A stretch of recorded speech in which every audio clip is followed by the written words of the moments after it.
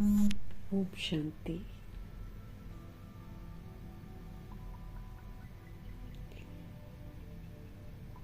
कल्याणकारी शिव पिता परमात्मा हम आत्माओं को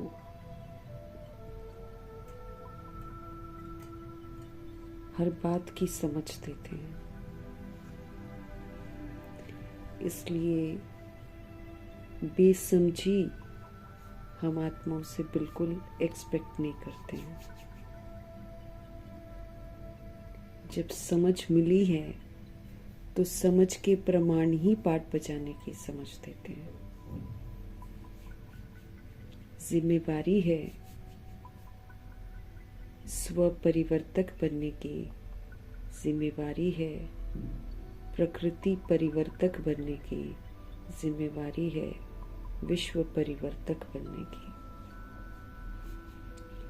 ये तीनों ही ऑक्यूपेशन और कर्तव्य जो हमारे हैं उसको पूरा करने का फरमान दिया है बाबा ने इस वर्ष में।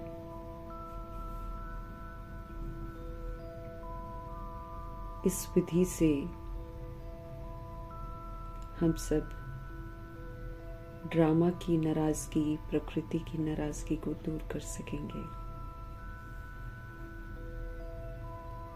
हर तरह से हम आत्माओं को सजाओं से बचाने वाले रहम दिल क्षमाशील परमपिता परमात्मा जी का तहे दिल से हम धन्यवाद करेंगे।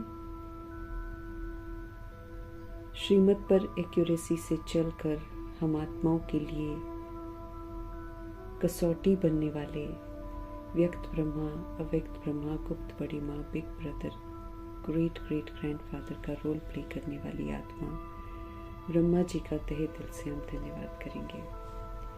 धन्यवाद करते हुए दोनों जबरदस्त लाइट्स को हाजिर नाजिर करते हुए मीठे मीठे परमपिता परमात्मा जी के महावाक्य उन्हीं से समझेंगे। ये जो समझ हम आत्माओं को मिल रही है ये पूरे वायुमंडल में फैले, तत्वों में फैले, प्रकृति में फैले। घर जहाँ सेवा स्थान में हम रहते हैं उस सेवा स्थान में फैले, ये दिल से दुआ करेंगे। मीठे मीठे परमपिता परमात्मा जी की समझ यूनिवर्स में मौजूद सभी आत्माओं तक पहुँचे, ये दिल से दुआ करेंगे। उन आत्माओं तक पहुँचे जो इस समय वृद्ध शरीरों में हैं, मोहताज हैं, कमज़ोर हो गए हैं। उन आत्माओं का बुद्धि का युग दैहिक से हटकर परमपिता परमात्मा की तरफ लगे, दिल से दुआ करेंगे। मीठे परमात्मा की समझ उन आत्माओं को सब तरह के मोह के बंधनों से मुक्त परमपिता परमात्मा से जोड़े, ये दिल से दुआ करेंगे। उन आत्माओं तक प्रभु जी की समझ पहुँचे जो रोज़ शरीर छोड़ रहे हैं। उन आकारी शरीरों में मौजूद आत्माओं तक प्रभु का ज्ञान पहुँचे, प्रभु की समझ पहुँचे, दिल से दुआ करेंगे। उन आत्माओं तक प्रभु जी की समझ पहुँचे जो इस समय गर्भ जेल में प्रवेश कर गए हैं। उन आत्माओं तक प्रभु जी की समझ पहुँचे जो इस समय हॉस्पिटलों में या घरों में पीड़ित अवस्था में हैं। उन आत्माओं तक प्रभु जी की समझ पहुँचे जो प्राकृतिक आपदाओं के शिकार हैं। उन आत्माओं तक प्रभु जी की समझ पहुँचे जो माया के प्रकोप के कारण अलबेली बन गई हैं, तंत्र मंत्र के कारण अलबेली बन गई हैं। उन आत्माओं तक प्रभु जी की समझ पहुँचे जो वाम मार्ग में चली गई हैं और जो वाम मार्ग में जाने की तैयारी कर रही हैं। उन आत्माओं तक प्रभु जी की समझ पहुँचे जो कुमार कुमारियों के शरीरों में है, जो छोटे शरीरों में है। ये आत्माएं मायावी आकर्षणों से मुक्त होकर परमात्मा की राह पर चलें, दिल से दुआ करेंगे। उन आत्माओं तक प्रभु जी की समझ पहुँचे जो अपनी संस्था बनाकर बैठे हैं, खुद भी गुमराह हैं तो दूसरों को भी गुमराह कर रहे हैं। भिन्न भिन्न सत्ताओं में, भिन्न भिन्न वर्गों में, भिन्न भिन्न मठ पंथों में, भिन्न भिन्न जातियों में बटी हुई, भिन्न भिन्न भाषाओं में बटी हुई जो आत्माएं हैं, उन आत्माओं तक प्रभु जी की समझ पहुँचे। यादव कौरव यवनों तक प्रभु जी की समझ पहुँचे। उन आत्माओं तक प्रभु जी की समझ पहुँचे जो इस समय दैहिक धंधे कर रही हैं, जो दैहिक धंधे करवा रहे हैं उनके प्रति, और जो वैश्याएं गणिकाएं बन गई हैं उनके प्रति प्रभु जी की समझ पहुँचे। उनको गंदगी से वैराग आए और परमात्मा की तरफ आकर्षण हो, दिल से दुआ करेंगे। भूत प्रेत भटकती हुई जो रूहें हैं इधर उधर, सब तक प्रभु जी की समझ पहुँचे, सब परमात्मा छत्र छाया में आए। उनको भी पवित्र बनना है। और फिर मीठे परमात्मा जी की समझ जो है, तंत्र मंत्र रिद्धि सिद्धि करने वाली जो आत्माएं हैं इस समय, उन आत्माओं तक भी समझ पहुँचे। अपनी तंत्र मंत्र विद्या को छोड़कर सब परमपिता परमात्मा के साथ जुड़े, ये हम दिल से दुआ करेंगे। फिर उन जगहों पर और उन आत्माओं तक प्रभु जी की समझ पहुँचे जहाँ पर अभी तक परिचय ही नहीं मिला है। अपने लिए भी दुआ करेंगे कि हम आत्माएं भी परमपिता परमात्मा की श्रीमत पर चलें, एक्यूरेसी से चलें और अपना स्व परिवर्तन करके विश्व परिवर्तन का सहयोग दें। उन आत्माओं तक प्रभु जी की समझ पहुँचे जो इस समय अंग तस्करियाँ कर रहे हैं। उन आत्माओं तक प्रभु जी की समझ पहुँचे जो इस समय नशों में धुत होती जा रही हैं, बढ़ती ही जा रही है आबादी जो नशे का शिकार होती जा रही है। तो किसी भी तरह का दैहिक नशा जो है उससे हर आत्मा मुक्त हो जाए, ये दिल से दुआ करेंगे। दुआ करते हुए देखेंगे आज हमारे मीठे मीठे परमपिता परमात्मा हम आत्माओं को किस विधि से जीने की जो रॉयल्टी है वो सिखाते हैं। मीठे मीठे बाबा बोले, मीठे बच्चे कदम कदम पर श्रीमत पर चलते रहो। कदम कदम, मनमत तो चलानी नहीं है, परमत पर भी हमको चलना नहीं है। दोनों ही दुर्गति का मार्ग है। वो हम आत्माओं ने अभी जो बाबा चित्र हमको दिखाते हैं सीढ़ी का, उसमें देखकर हम समझ सकते हैं कि अपनी मन की मत पर चलकर और दूसरों की मत पर चलकर हम लोग कहाँ पहुँच गए, रौरव नरकवासी बन गए। इसलिए अब तो श्रीमत हमको मिलती है, तो बस इसी श्रेष्ठ मत के अनुसार हमको सोचना है, इसी श्रेष्ठ मत के अनुसार हमको बोलना है और इसी श्रेष्ठ मत के अनुसार ही हमको कर्म करना है। उसी में हम आत्माओं की भलाई है, उसी में हम आत्माओं की सुरक्षा है। तो मीठे मीठे बाबा बोल रहे हैं, मीठे बच्चे कदम कदम पर श्रीमत पर चलते रहो। ये ब्रह्मा की मत है या शिव बाबा की है, इसमें मूंझो नहीं। ब्रह्मा जी तो खुद पढ़ते हैं, हाँ मंथन करते रहते हैं, तो कभी कभी जो बातें उनको समझ में आ जाती हैं तो वो शेयर करते हैं, लेकिन एक्चुअली तो ये शिव बाबा की मत है और ब्रह्मा जी तो श्रीमत के विपरीत कुछ बोलते ही नहीं हैं। तो इसीलिए कई लोगों को कंफ्यूजन होती रहती है कि ये ब्रह्मा की मत है कि शिव बाबा की मत है, क्योंकि बीच बीच में कभी कभी ब्रह्मा जी भी बोलते हैं ना, तो लोग कंफ्यूज हो जाते हैं। पर हमको कंफ्यूज थोड़ी होना है, क्योंकि ब्रह्मा जी भी जो बोलते हैं वो शिव बाबा की बात ही तो बोलते हैं। वो तो खुद पढ़ते हैं भगवान जी से और खुद श्रीमत पर एक्यूरेसी से चलते हैं, तो वो गलत थोड़ी बोलेंगे। तो इसीलिए हमको कंफ्यूज नहीं होना है और कदम कदम श्रीमत पर चलते रहना। जो भी मुरली में हमको श्रेष्ठ मत भगवान जी की मिलती है, उसी श्रेष्ठ मत पर हमको चलना है।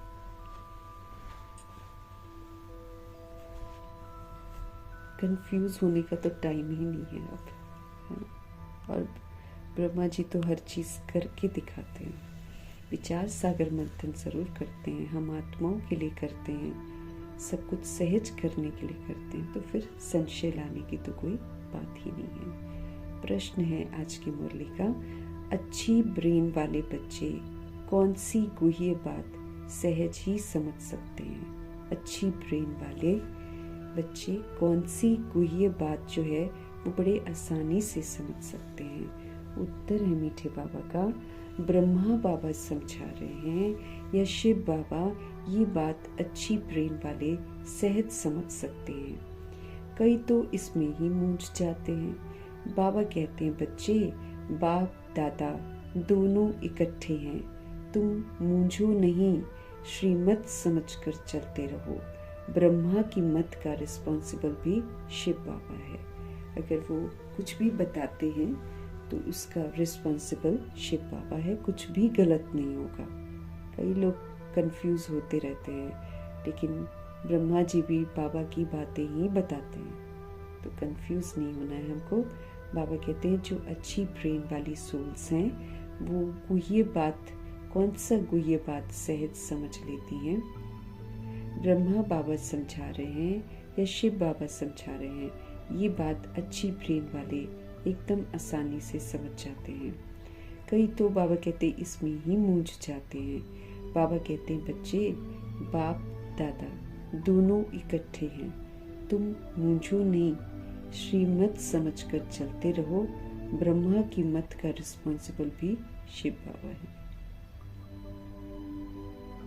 श्रीमत समझकर बाबा कहते तुम चलते चलो, और ब्रह्मा जी भी अगर कोई मत देते हैं तो उसके रिस्पॉन्सिबल शिव बाबा हैं। ओम शांति। रूहानी बाप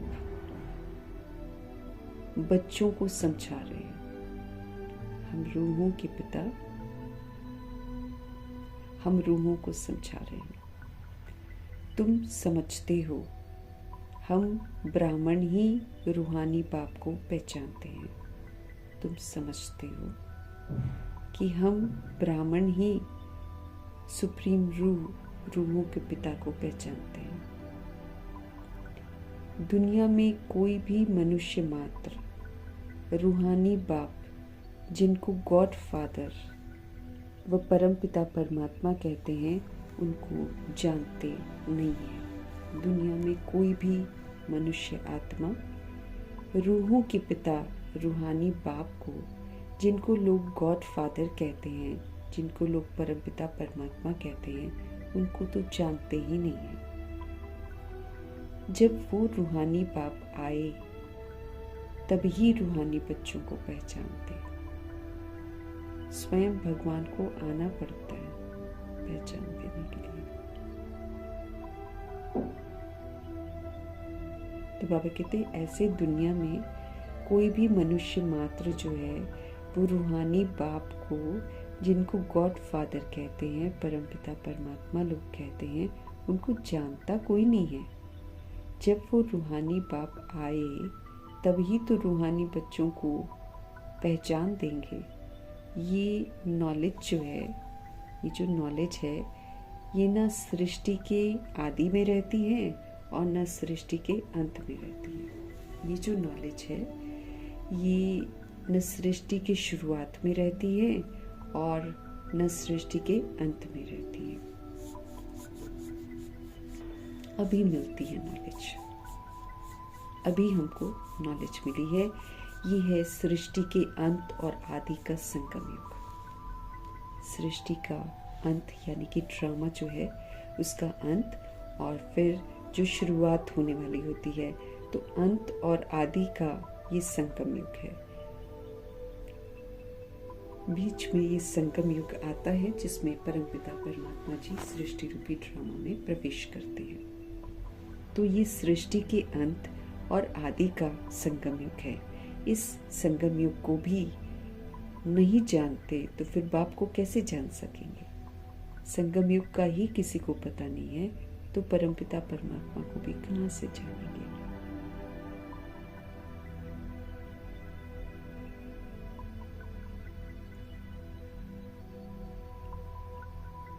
तो संगम युग को भी नहीं जानते तो फिर बाप को कहां से जानेंगे? क्योंकि बाप तो इसी में आते हैं ना, संगम युग में आते हैं। कहते हैं जरूर कि हे पतित पावन आओ, आकर हमको पावन बनाओ, परंतु ये पता ही नहीं है कि पतित पावन कौन है। बुलाते जरूर हैं, बुलाते जरूर हैं कि हे पतित पावन आओ, आकर हमको पावन बनाओ, परंतु बाबा कहते हैं ये पता ही नहीं है कि पतित पावन कौन है और वो कब आएंगे, मालूम नहीं है कि वो कौन है और वो सृष्टि रूपी ड्रामा में कब आएंगे। ये जानकारी किसी को नहीं है। हमारे बाबा कहते हैं मैं जो हूँ, मैं जैसा हूँ, मुझे कोई भी नहीं जानते। सब इधर उधर उसको भगवान, इसको भगवान, उसको भगवान ऐसे करते हैं, कोई भी नहीं जानता। तो बाबा कहते मैं जो हूँ, मैं जैसा हूँ, मुझे तो कोई भी नहीं जानते। जब मैं आकर पहचान दूं तब तो कोई मुझे जाने। बाबा को आकर खुद अपनी पहचान देनी पड़ती है।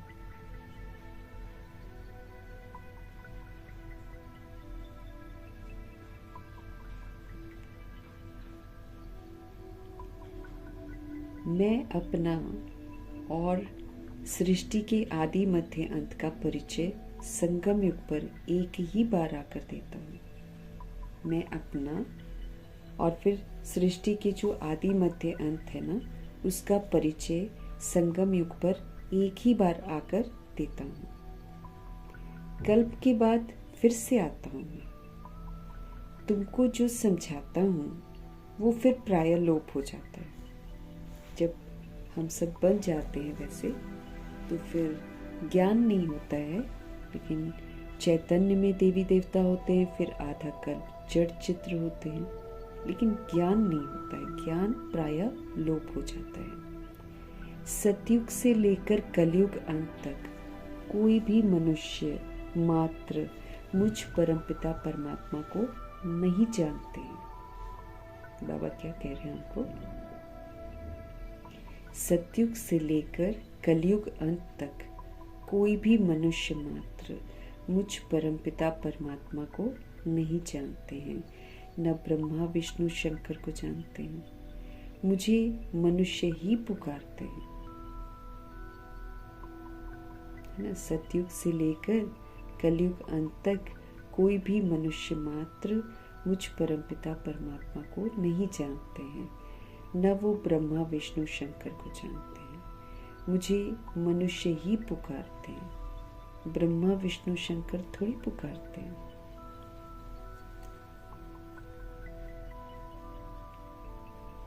बाबा कहते हैं सतयुग शुरू होता है, वहां से लेकर कलयुग अंत तक कोई भी मनुष्य मात्र मुझ परमपिता परमात्मा को नहीं जानते हैं, न ब्रह्मा विष्णु शंकर को जानते हैं।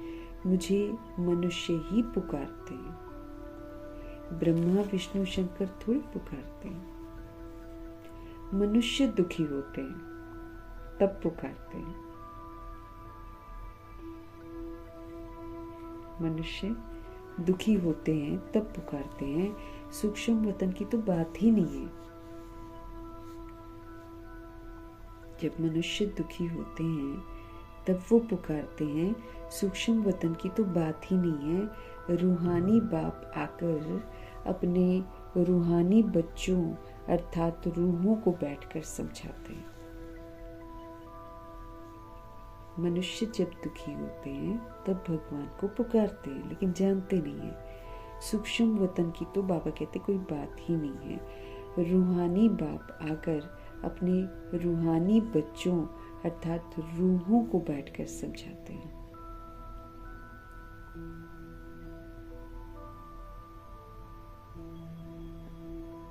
अच्छा, रूहानी बाप का नाम क्या है? बाबा किसको कहा जाता है? तो जरूर कुछ नाम तो होना चाहिए ना। बाबा कहते हैं बरोबर नाम एक ही गाते हैं, शिव।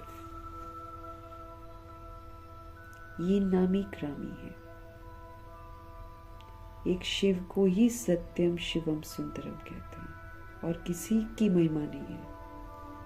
और ये जो 12 ज्योतिर्लिंगम भी बनते हैं, ये तो सिर्फ शिव की ही महिमा है।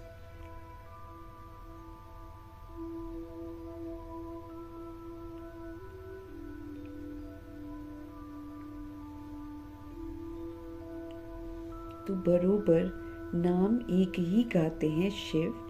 ये नामी ग्रामी है, लेकिन मनुष्यों ने अनेक नाम रखे हैं। भक्ति मार्ग में अपनी ही बुद्धि से ये लिंग रूप बना दिया। अब ब्रह्मा जी ने सबसे पहले किया ये काम। सोमनाथ का टेम्पल बनवाया, ब्रह्मा जी ने बनवाया।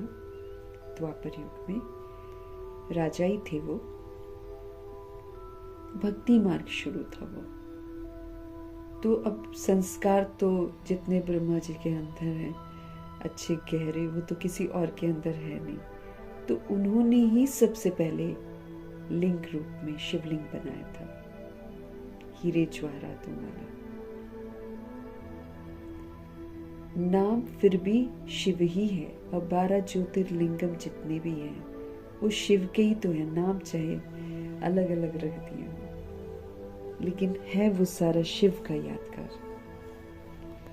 बाप कहते हैं मैं एक बार आता हूँ संगम युग में, बार बार नहीं आता हूँ। सतयुग में नहीं आता हूँ, त्रेता युग में नहीं आता हूँ, द्वापर युग में नहीं आता हूँ, मैं कलयुग में नहीं आता हूँ, मैं बिल्कुल अंत में। और जब मैं आता हूँ तो युग बदलता है, वो संगम कहलाता है। बाबा कलयुग में नहीं है, बाबा संगम युग में है। इसलिए बाबा कहते मैं तो एक ही बार आता हूँ और फिर आकर मैं क्या करता हूँ, मैं मुक्ति और जीवन मुक्ति का वर्षा देता हूँ।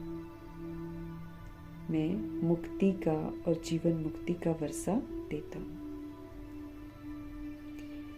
मनुष्य जो हैं भल नाम लेते हैं मुक्ति धाम, निर्वाण धाम, ऐसे बोलते हैं मनुष्य, जानते कुछ भी नहीं है कुछ भी नहीं जानते। मुक्ति धाम क्या है, निर्वाण धाम क्या है, ये तो बाबा आकर बताते हैं कि मुक्ति धाम मुक्त अवस्था में रहने का स्थान है, जहाँ पर आत्माएं जो है देह के भान, देह के विस्तार से मुक्त होकर ज्योति बिंदु स्वरूप में रहती है। वहाँ कोई भी बंधन नहीं है, मुक्ति धाम। और उसी को बाबा कहते हैं निर्वाण धाम भी कहते हैं। वो वाणी से परे का धाम है, वहाँ पर कोई भी बात नहीं करता। बिंदु है ना, बिंदु क्या बात करेगा, स्वीट साइलेंस है वो। आत्माएं अपने स्वीट स्वरूप में वहाँ पर स्थित होती हैं, कड़वाहट सारी यहाँ पर खत्म।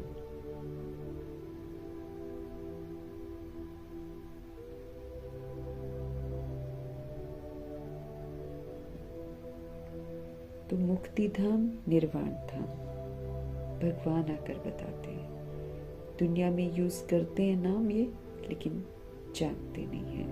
न बाप को जानते हैं, न देवताओं को जानते हैं, उनकी भी बायोग्राफी को नहीं जानते हैं। वो तो हिंसात्मक दिखा देते हैं देवताओं को, वो तो शंकर जी को भी गलत सलत दिखा देते हैं। तो जानता कोई नहीं है। तो न शिव बाबा को जानते हैं और न देवताओं को जानते हैं। ये तो किसी को भी पता नहीं है कि बाप भारत में आकर कैसे राजधानी स्थापन करते हैं, किसी को नहीं मालूम है। बाबा कहते ये तो किसी को भी नहीं पता है कि बाप भारत में आकर कैसे राजधानी स्थापन करते हैं। शास्त्रों में भी ऐसी कोई बात नहीं है, शास्त्रों में भी ऐसी कोई बात नहीं है परम पिता परमात्मा कैसे आकर आदि सनातन देवी देवता धर्म की स्थापना करते हैं। न शास्त्रों में भी नहीं लिखा हुआ है कि परम पिता परमात्मा इस सृष्टि रूपी ड्रामा में आते हैं और आदि सनातन देवी देवता धर्म की स्थापना करते हैं। इसका जिक्र शास्त्रों में भी नहीं है।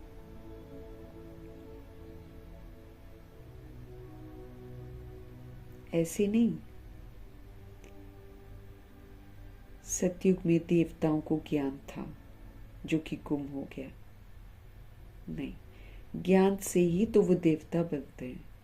तो जब कोई बन जाता है तो फिर थोड़ी, अब देखो जैसे कुछ भी बैरिस्ट्री बाबा कहते होते हैं ना कि लोग पढ़ते होते हैं, लेकिन जब बैरिस्टर बन जाते हैं फिर थोड़ी वही वाली पढ़ाई पढ़ते रहते हैं। मतलब जिस विधि से पढ़कर पेपर देकर वो बैरिस्टर बनते हैं, वो वाली विधि थोड़ी चलती है। तो बाबा भी यहाँ पर समझ देते हैं कि सतयुग में देवताओं को ज्ञान था जो गुम हो गया, ऐसा भी नहीं है। वो तो संगम युग में ज्ञान लेते हैं, श्रीमत पर चलते हैं तो देवता बनते हैं। तो देवता तो उनका प्रारब्ध है, उस पुरुषार्थ की जो वो लोग संगम युग में करते हैं।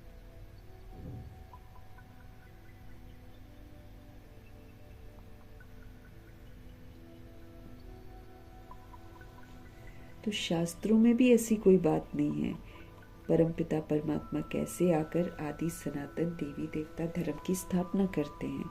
ऐसे नहीं सतयुग में देवताओं को ज्ञान था जो गुम हो गया, नहीं। अगर देवताओं में भी ये ज्ञान होता तो चलता आता ना, फिर तो बाबा कहते हैं, क्योंकि देवताओं से शुरुआत होती है। तो अगर उनमें ज्ञान होता तो वो चलता आता।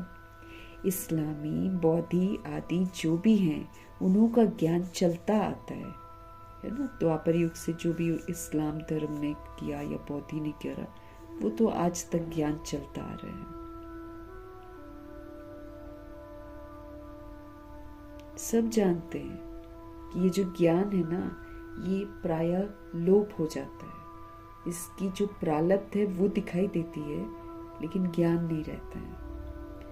मैं जब आता हूँ तो जो आत्माएं पतित बनकर राज्य अपना गवा बैठी हैं, उन्हों को आकर फिर पावन बनाता हूँ।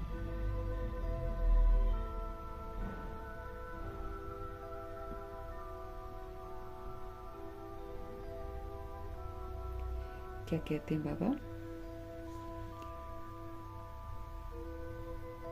सब जानते हैं कि ये ज्ञान प्रायलोप हो जाता है।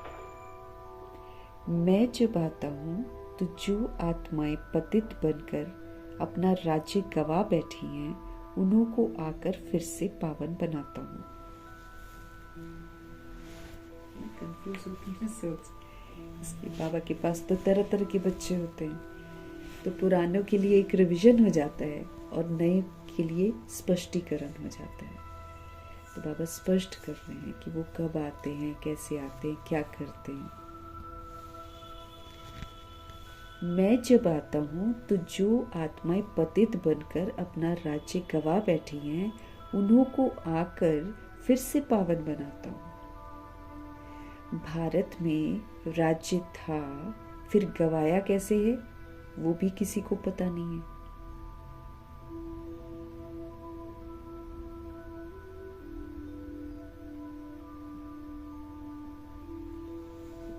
मैं जब आता हूँ तो जो आत्माएं पतित बनकर अपना राज्य गवा बैठी हैं, उन्हों को आकर फिर से मैं पावन बनाता हूँ। भारत में राज्य था, फिर गवाया कैसे है वो भी किसी को पता नहीं है।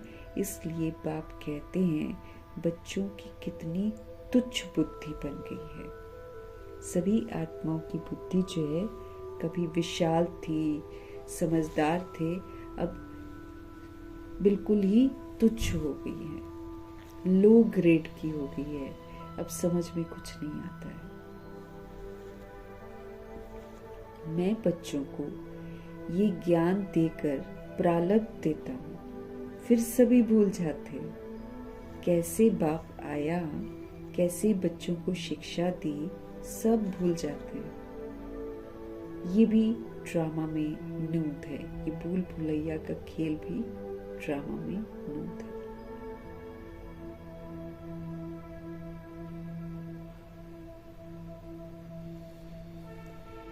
बच्चों को विचार सागर मंथन करने की बड़ी बुद्धि चाहिए। विचार सागर मंथन करना है ना, तो उसके लिए विशाल बुद्धि चाहिए। बच्चों को विचार सागर मंथन करने की बड़ी बुद्धि चाहिए। बाप कहते हैं ये जो शास्त्र आदि तुम पढ़ते आए हो ना, ये सत्युग त्रेता में नहीं पढ़ते थे। बाप कहते हैं ये जो शास्त्र आदि तुम पढ़ते आए हो ना, ये सत्युग त्रेता में कोई नहीं पढ़ते थे, तो कैसे कहेंगे कि शास्त्र परंपरा से चले आ रहे हैं। तो बाबा कह रहे हैं कि बाप कहते हैं ये जो शास्त्र आदि तुम पढ़ते आए हो, ये सत्युग त्रेता में नहीं पढ़ते थे, वहां थे ही नहीं ये शास्त्र। तुम ये नॉलेज भूल जाते हो। फिर गीता आदि शास्त्र कहाँ से आया? जिन्होंने गीता सुनकर ये मर्तबा पाया है वही नहीं जानते, तो फिर कैसे और कोई जान सकता है? जो देव कुल की सोल्स हैं, जो भगवान से सच्ची गीता सुनते हैं और फिर वैसा बनते हैं, वही नहीं जानते हैं, तो फिर और कोई कैसे जान सकता है? देवताएं भी जान नहीं सकते कि हम मनुष्य से देवता कैसे बने। भूल जाते हैं, हम पिछला भूल जाते हैं सब कुछ।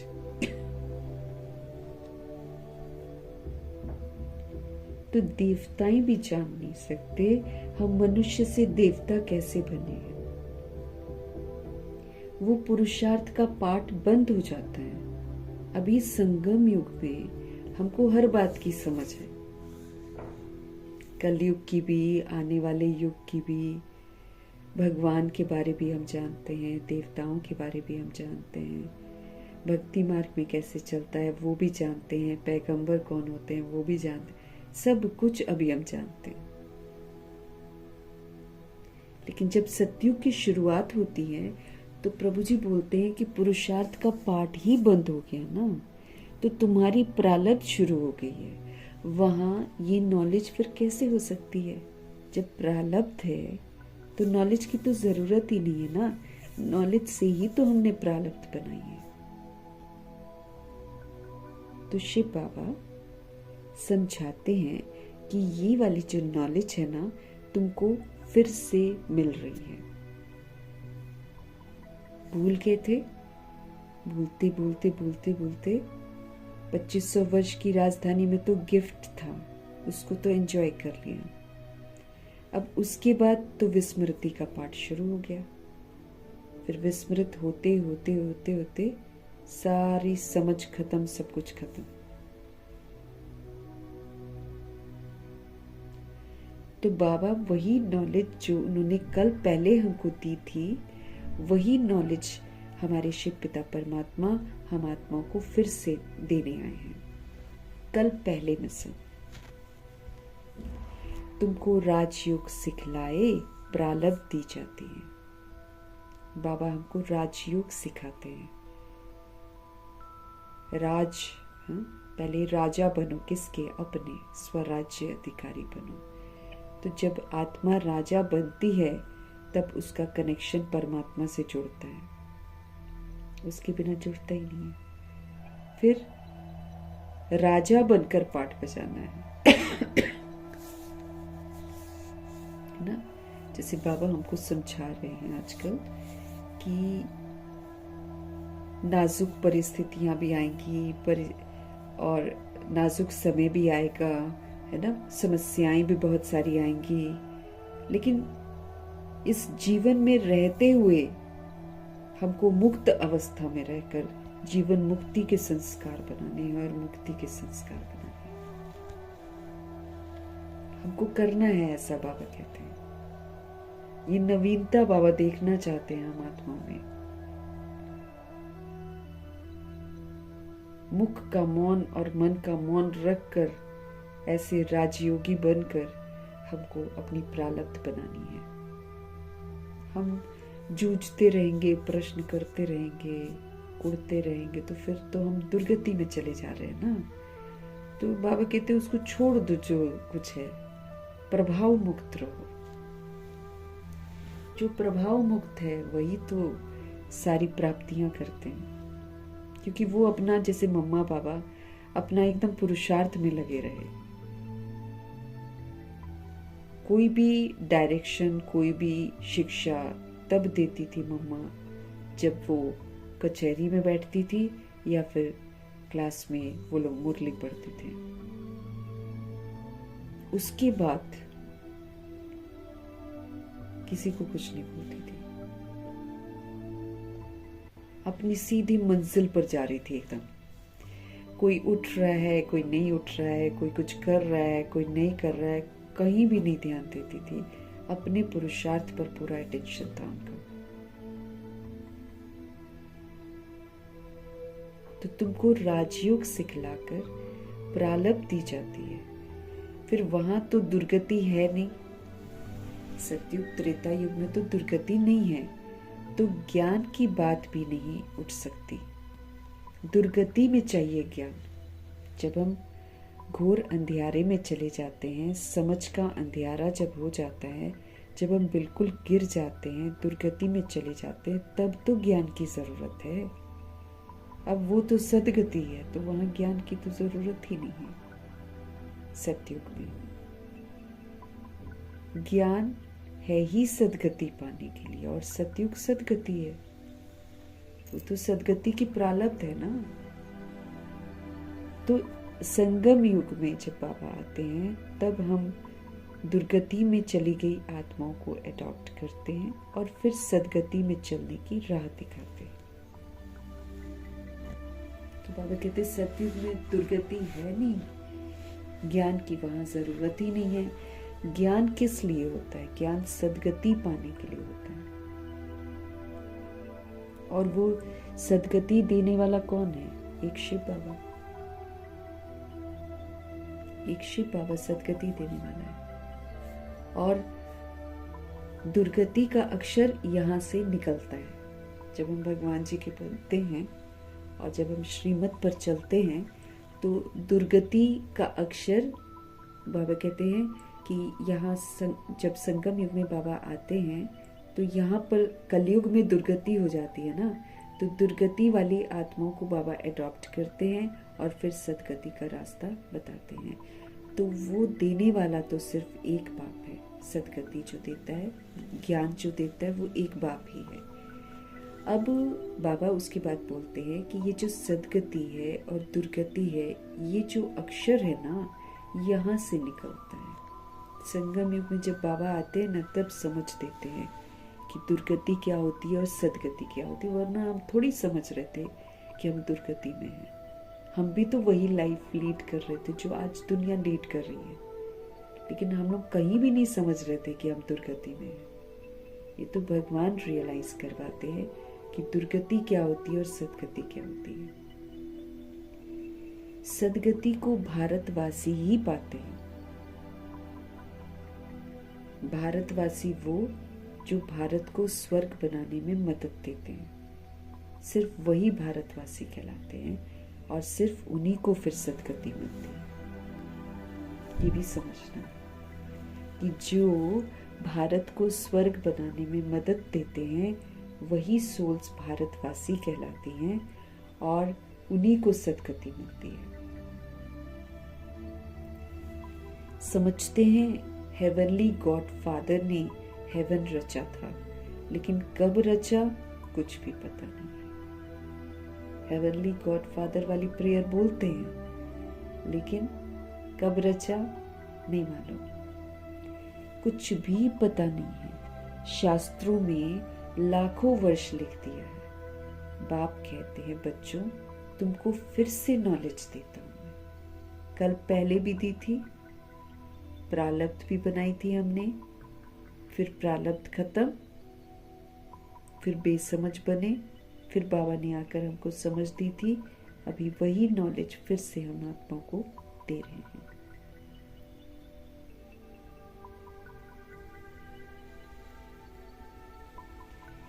तो बाबा कहते हैं बच्चों, तुमको फिर से नॉलेज देता हूँ। फिर ये नॉलेज खलास हो जाती है तो फिर भक्ति शुरू हो जाती है। आधा कल्प है ज्ञान, है ना? अभी संगम युग में हमको ज्ञान मिलता है, फिर समझ का पाठ हम बजाते हैं, इसीलिए आधा कल्प ज्ञान कहते हैं। फिर आधा कल्प है भक्ति। द्वापर युग से फिर भक्ति शुरू हो जाती है।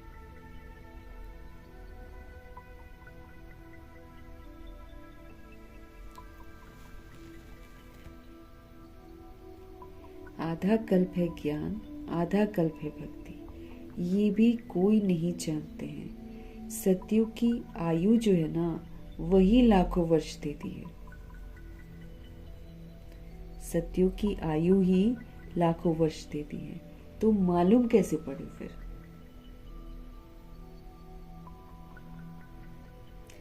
पांच 5000 वर्ष की बात भी भूल गए हैं। 5000 वर्ष की बात भी भूल गए हैं, तो लाखों वर्ष की बात कहाँ से जान सकेंगे?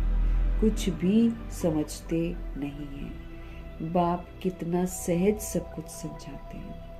कल्प की आयु 5000 वर्ष है, युग ही 4 है, चारों का इक्वल टाइम है 1250 वर्ष। स्वास्तिक में बराबर बनाते हैं, लेकिन समझते नहीं है ना। लाखों वर्ष किसी युग को दे देते हैं।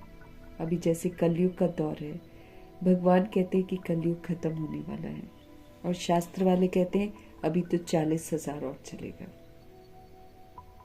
जहाँ खाने पीने की अब दिक्कत हो रही है, अभी कह रहे 40,000 और चलेगा। युग ही 4 है और चारों का इक्वल टाइम 1250 वर्ष है। ब्राह्मणों का ये मिड गेट युग है। जो बाबा के बच्चे ब्राह्मण बनते हैं उनके लिए फिर ये मिड गेट युग है, बीच में आने वाला युग है, छोटा सा युग है। ये बहुत छोटा है उन 4 युगों से। तो बाप भिन्न भिन्न रीति से हमको नई नई पॉइंट्स सहज रीति समझाते रहते हैं। धारणा तुमको करनी है। भगवान हमको सिर्फ समझ दे सकते हैं, उसको स्वीकार करना, उसको धारण करना, ये फिर हमारे ऊपर है। बाबा कहते हैं मेहनत तुमको करनी है, मेहनत तुमको करनी है। ड्रामा अनुसार जो समझाता आया हूं वो पाठ फिर चला आता है। जो बताने का था वही आज बता रहा हूं। इमर्ज होता रहता है ना बाबा के अंदर। तुम सुनते जाते हो, तुमको ही धारण करना है और तुमको ही फिर धारण कराना भी है। तुमको ही धारण करना है और तुमको ही धारण कराना भी है। बाबा कहते मुझे तो धारण नहीं करना है, मुझे तो धारण नहीं करना। बाबा कहते तुमको सुनाता हूं, तुमको धारणा कराता हूं।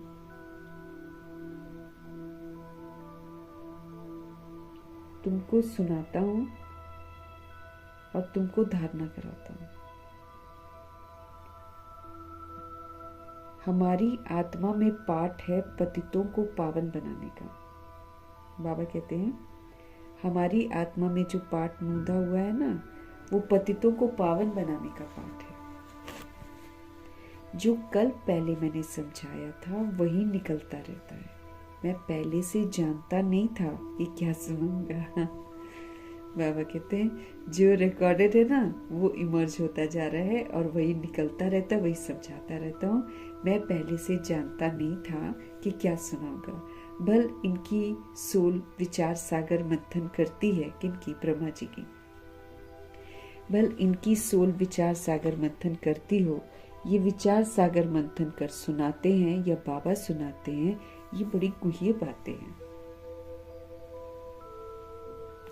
इसमें ब्रेन बड़ी अच्छी चाहिए। जो सर्विस में तत्पर होंगे ना, उनका ही विचार सागर मंथन चलता होगा। वास्तव में कन्याएं जो हैं वो बंधन मुक्त होती हैं। अभी तो विकारी हत्याले का बंधन नहीं बंधा है तो बंधन मुक्त है ना। वास्तव में कन्याएं जो हैं बंधन मुक्त होती हैं। वो इस रूहानी पढ़ाई में अगर लग जाएं तो बंधन तो कोई है ही नहीं उनके लिए। फिर रूहानी पढ़ाई में लग जाना चाहिए। अब क्या करेंगे? कुछ डॉक्टर इंजीनियर तो कोई बनेगा नहीं, तो क्या करेंगे पढ़ाई पढ़कर स्कूल की, है ना? वो वैसे भी काम नहीं आने वाली है। तो ये रूहानी पढ़ाई में कन्याओं को लग जाना चाहिए। बंधन तो कोई है नहीं। कुमारियां अच्छा उठा सकती हैं क्योंकि अभी बैड बुद्धि नहीं बनी ना इस जन्म में, तो अच्छी रीति ज्ञान समझ में आ सकता है। उनको है ही पढ़ना और फिर दूसरी सोल्स को पढ़ाना।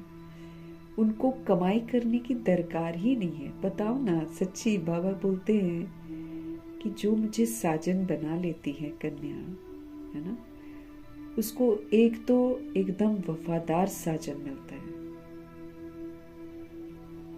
एक जो मनुष्य है वो तो क्या साजन बनेगा किसी का? साजन तो खैर कोई बनता ही नहीं है, युगल बनते हैं ना।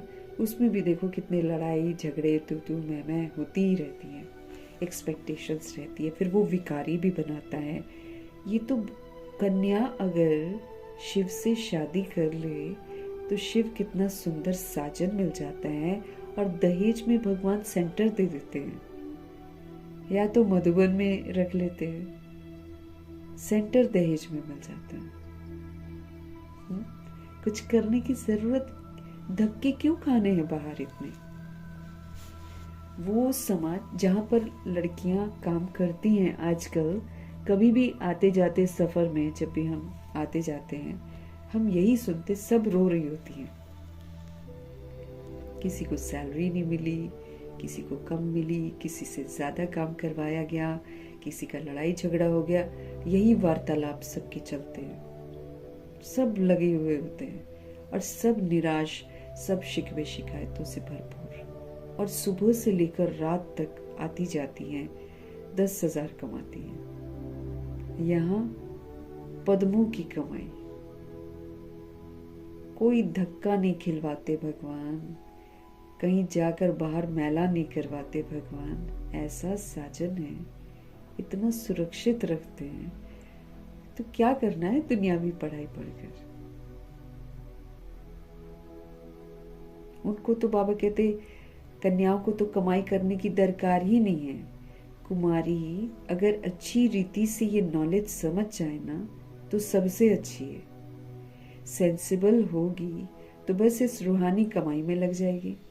अगर समझदार कोई लड़की होगी कन्या, तो वो तो इधर उधर भागेगी नहीं, चुपचाप करके रूहानी कमाई में लग जाएगी। जैसे दादियां वगैरह, ये सब कन्याएं तो थी, 9-9 वर्ष, 8-8 वर्ष, 6-6 वर्ष की कन्याएं थी ये।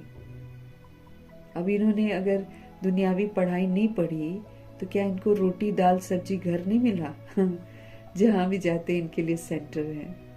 इनको ले जाने आने के लिए अंत में जब शरीर थोड़े कमजोर हो गए तो पर्सनल हेलीकॉप्टर भी हो गया। पहले पब्लिक के साथ जाती थी, तो फिर बहुत सारे लोग होते थे साथ में। फिर बिल्कुल ही पवित्र, जैसे इनकी स्टेज और बढ़ती गई, तो बाबा ने बिल्कुल ही अलग इंतजाम करवा दिया। हम इनकी जिंदगी देख सकते हैं। अब कई लोग सोचते हैं हम कमाई छोड़ देंगे, घर कैसे चलेगा, वो कैसे होगा, वो कैसे होगा, ऐसे सोचते हैं ना सोल्स। उनको देख लो, उदाहरण देख लो ना। अगर हम भगवान पर फिदा हो जाएं, अगर हम इस रूहानी सच्ची पढ़ाई में लग जाएं और कमाई में लग जाएं, जितनी रोटी चाहिए उतनी मिल जाएगी। ये तो भगवान की तरफ से गारंटी, क्योंकि भगवान पर कुर्बान गए हैं ना। बाकी हम भागते रहें, तृप्त तो हम तब भी नहीं होंगे। तृप्त नहीं होती हैं आत्माएं, वो तो भागती रह जाती हैं, लेकिन अंत में रियलाइज करेंगी कि हमने क्या कमाया और क्या खोया। तो कन्या जो सेंसिबल होगी ना, वो तो ये वाली रूहानी कमाई में लग जाएगी। कई तो शौक से लौकिक पढ़ाई पढ़ती रहती हैं। समझाया जाता है इससे कोई भी फायदा नहीं है। हाँ? कोई फायदा नहीं है सच्ची।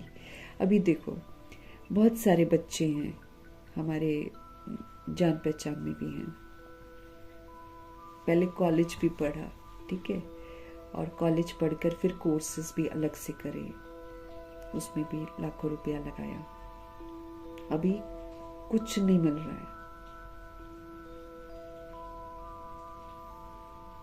फिर अंत में क्या चलाते हैं? बैटरी रिक्शा चलाते हैं, चाय बेचते हैं। हाँ, यही काम रह गया अब तो। खाना बेचेंगे, उसमें कमाई हो जाती है।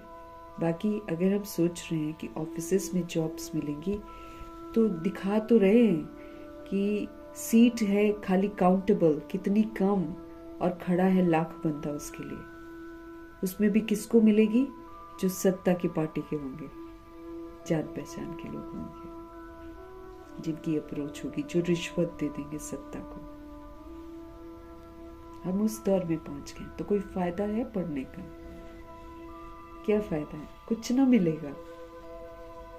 ये तो महज एक ना आत्माओं का, देह का अभिमान होता है कि वो सोचते हैं हम बच्चों को ये करवाएंगे, वो करवाएंगे। वो तो एक समय था जब सोचा जा सकता था, अब तो सोचने की भी जरूरत नहीं है, क्योंकि आसार ही सामने विनाश के नजर आ रहे हैं। अभी तो फिर से कोरोना जैसा वायरस फैलाएंगे, फिर से अंदर बंद करेंगे। कोई फायदा नहीं है। सही बोल रहे बाबा। वो जो हो गया, पहले जिसने पढ़ लिया, कमा लिया, वो हो गया। अब वाले जो छोटे बच्चे हैं, उनके लिए आगे कोई फ्यूचर है ही नहीं है ना। लेकिन ये पढ़ाई जब पढ़ लेंगे, तो फिर भविष्य में फ्यूचर है। जो दुनिया की पढ़ाई के पीछे भागते रहेंगे उनका ना यहाँ पर कोई भविष्य है तो ना फिर आगे कोई भविष्य है। कई तो बाबा कहते शौक से जाकर लौकिक पढ़ाई पढ़ती रहती है, कुमारियां, कन्याएं वगैरह। समझाया भी जाता है इससे कोई फायदा नहीं है, तुम ये रूहानी पढ़ाई पढ़कर सर्विस में लग जाओ। वो पढ़ाई तो कोई काम की नहीं है। एक तो हम झूठ पढ़ते हैं सच्ची स्कूल में,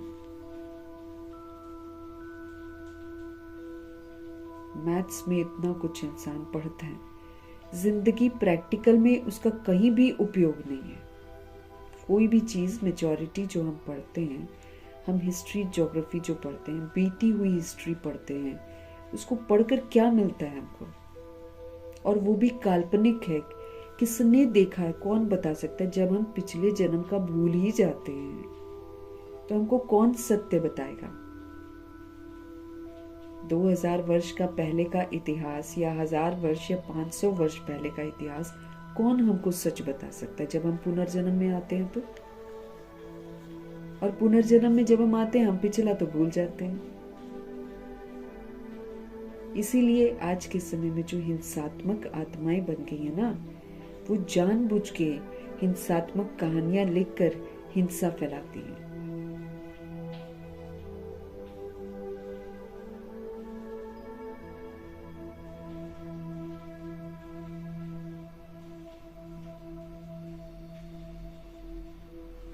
तो बाबा क्या समझते हैं? ये पढ़ाई में लग जाओ, जीवन सफल हो जाएगा, सशक्त भी बन जाएंगे, दुनिया को फेस भी कर लेंगे। बाकी बड़े बड़े स्कूलों में पढ़ा कर कुछ करेंगे ये तो फिर अब तो मुमकिन ही नहीं है।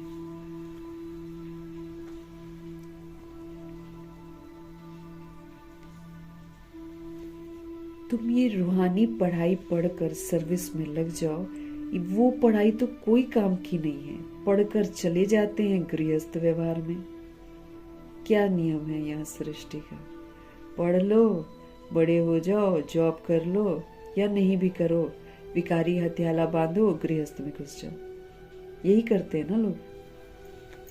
पहले तो विकार से पैदा करते हैं, फिर फटाफट पैसे जमा करने लग जाते हैं लड़की के लिए कि बड़ी होएगी तो इसकी शादी करनी है। ये करती हैं आत्माएं। अगर हम ठंडे दिमाग से देखें, एकदम कोई मकसद ही नहीं है जीने का किसी के पास।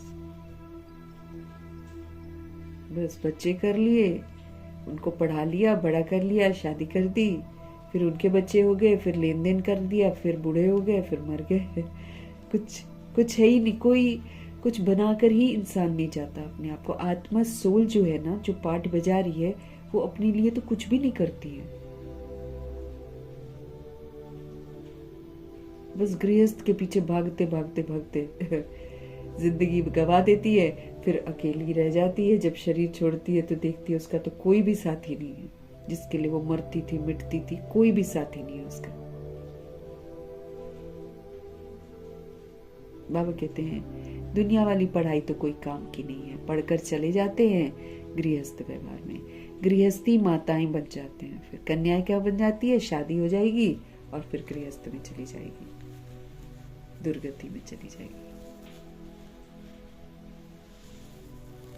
कन्याओं को तो इस नॉलेज में लग जाना चाहिए। कदम कदम श्रीमत पर चलकर धारणा में लग जाना है। हमको तो होमवर्क ही कितना है। ये जो इस बार की मुरली चली है, होमवर्क जो दे रखा है भगवान जी ने कि वो क्या देखना चाहते हैं, अपनी चाहनाएं उन्होंने व्यक्त करी हैं।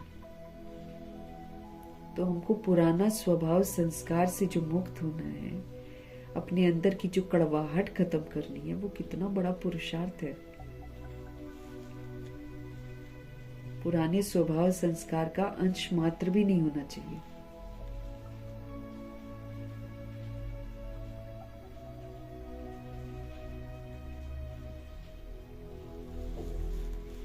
तो बाबा कहते हैं क्या करती हैं कन्याएं? बाबा कहते कन्याओं को तो इस नॉलेज में लग जाना चाहिए, कदम कदम श्रीमत पर चल, धारणा में लग जाना चाहिए। इसमें पुरुषार्थ बहुत है ना। फिर स्व परिवर्तन से प्रकृति को भी परिवर्तन करना है, विश्व को भी परिवर्तन करना है। होमवर्क दे रखा है भगवान जी ने हमको, अगर हमको सजाओं से बचना है तो ये हमारा होमवर्क है। बाबा तो आते ही तब है जब ड्रामा पूरा हो जाता है, लगभग तब आते हैं भगवान। तो कदम कदम श्रीमत पर चलना है हमको और धारणा में लग जाना है कि धारण करना है। मम्मा शुरू से आई और फिर इस पढ़ाई में लग गई। वो 17 साल की बॉडी में थी वो मम्मा, शौकीन थी। सिंधी लोग वैसे भी शौकीन थे ना बहुत, तो शौकीन थी बहुत। लेकिन जब रियलाइज किया भाई रियलिटी क्या है, तो फिर तो मुड़कर ना देखा पीछे जिंदगी को, भगवान की राहों पर चल पड़ी। उनके पास तो अभी जिंदगी बहुत बड़ी थी नहीं, संगम युग तो अभी शुरू हुआ था, 100 वर्ष का संगम युग था अभी तो। एंजॉय कर सकती थी ना, लेकिन नहीं, उन्होंने रियलाइज किया दोनों लाइफ को।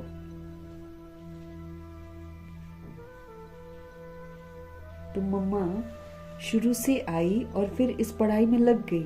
कितनी कुमारियां तो गुम हो गई, उनको बाहर आकर्षण हो गया, कुछ बेगरी पार्ट में भाग गई। जो संदेश सुंदर सुंदर लेकर आती थी वतन से, वो भी बाबा कहते छोड़ गई। जब बेगरी पार्ट वगैरह आया ना, उनको लगा बाहर, यहाँ तो गरीबी है, बाहर चलते हैं। उनको ये पता ही नहीं है कि यहाँ गरीबी नहीं है, बाहर सारी गरीबी है, चरित्र की गरीबी है, दुख है, अशांति है, सब कुछ है। तो बाबा कहते मम्मा आई शुरू में और फिर इस पढ़ाई में लग गई। कितनी कुमारियां तो गुम हो गई। कुमारियों को अच्छा चांस है, श्रीमत पर चले तो बहुत फर्स्ट क्लास हो जाए। ये श्रीमत है, यह ब्रह्मा की मत है, इसमें भी मूंझ पड़ते हैं। फिर भी ये तो बाबा का रथ है ना, इनसे अगर कुछ कभी कुछ कह दे और वो ना हुआ हो, कोई भूल भी सपोज करो हो जाए, तुम बाबा कहते तुम श्रीमत पर चलते रहेंगे तो वो आप पे ही शिव बाबा सब कुछ ठीक कर देंगे। श्रीमत मिलेगी भी इन्हीं के द्वारा, ब्रह्मा जी के द्वारा ही श्रीमत देते हैं भगवान जी। तो हमें कंफ्यूज नहीं होना है। तो श्रीमत मिलेगी भी इनके द्वारा, हमको सदैव समझना चाहिए श्रीमत मिलती है, फिर कुछ भी हो रिस्पॉन्सिबल खुद है। अगर हम श्रीमत पर चलते हैं तो बाबा रिस्पॉन्सिबिलिटी हमारी लेते हैं, लेकिन अगर हम अवज्ञा करते हैं तो फिर हम खुद के लिए खुद ही जिम्मेदार हैं। बाबा कहते हैं मैं रिस्पॉन्सिबल हूं, इनसे अगर कुछ हो जाता है, कुछ गलत सपोज करो हो जाता है, तो मैं रिस्पॉन्सिबल हूं।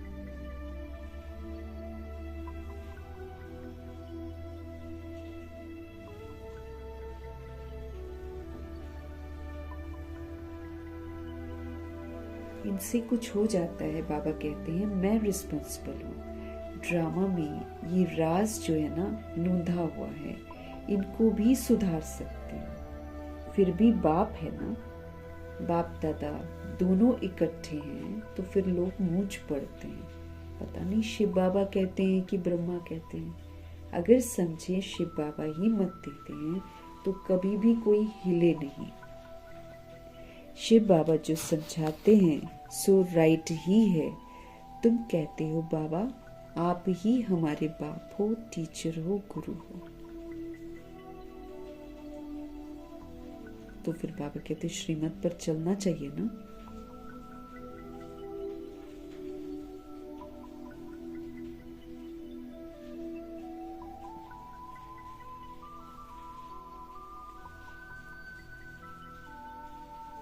अगर समझें कि शिव बाबा ही मत देते हैं तो कभी भी हिले नहीं। शिव बाबा जो समझाते हैं सो राइट ही है। तुम कहते हो बाबा आप ही हमारे बाप टीचर,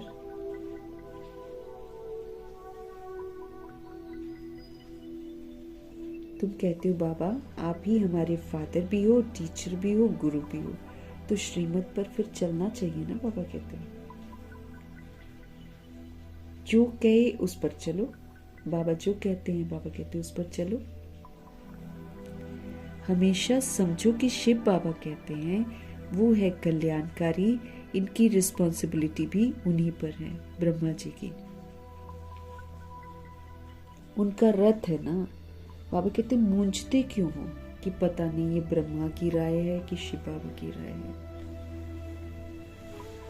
ब्रह्मा जी तो विचार सागर मंथन करके बताते हैं बीच बीच में कुछ कुछ, क्योंकि वो अनुभवी मूर्त हैं, पूरे ड्रामा का अनुभव किया हुआ है उन्होंने।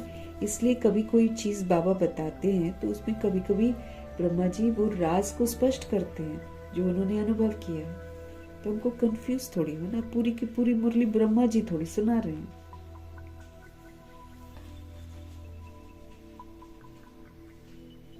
वो नहीं चलना होता है ना तो फिर ऐसे बहानेबाजी आत्माएं करती हैं। तुम क्यों नहीं समझते हो कि शिव बाबा ही समझाते हैं? श्रीमत जो कहे सो करते रहो, दूसरे की मत पर तुम आते ही क्यों हो? क्योंकि कई लोग होते हैं ना खुराफाती, दिमाग में डाउट क्रिएट कर देते हैं। बाबा कहते दूसरे की मत पर तुम आते ही क्यों? श्रीमत पर चलने से कभी भी झुटका नहीं आएगा हमको, परंतु चल नहीं सकते हैं तो फिर क्या होता है, मूंझ पड़ते हैं। बाबा कहते हैं तुम श्रीमत पर निश्चय रखो तो मैं रिस्पॉन्सिबल हूं।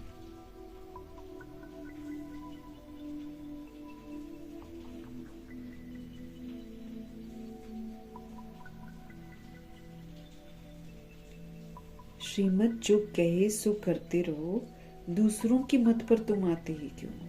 श्रीमत पर चलेंगे ना तो बाबा कहते कभी भी झुटका नहीं आएगा, कंफ्यूज नहीं होंगे कभी भी, परंतु चल नहीं सकते हैं फिर मूंझ पड़ते हैं। बाबा कहते तुम श्रीमत पर निश्चय रखो तो मैं रिस्पॉन्सिबल हूं।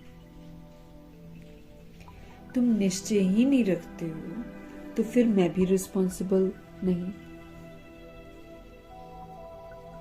हम श्रीमत में पूरा निश्चय रखेंगे तो बाबा जिम्मेवार हैं, और अगर हम नहीं निश्चय रखते तो फिर बाबा भी रिस्पॉन्सिबल नहीं है। हमेशा समझो श्रीमत पर चलना ही है हमको। वो जो कहे, चाहे प्यार करो चाहे मारो, ये उनके लिए ही तो गायन है कि भगवान जी जो कहेंगे वही हम करेंगे।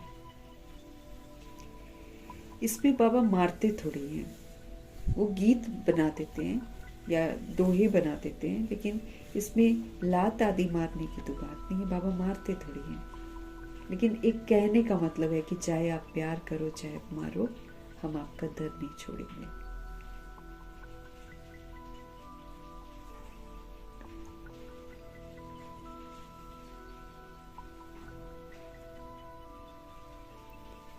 परंतु किसको निश्चय बैठना ही बड़ा मुश्किल है। निश्चय अगर पूरा बैठ जाए तो कर्मातीत अवस्था हो जाए, क्योंकि निश्चय अगर पूरा बैठेगा पूरा श्रीमत पर चलेगा और बंधन मुक्त जीवन मुक्त अवस्था बन जाएगी, कर्मातीत अवस्था बन जाएगी।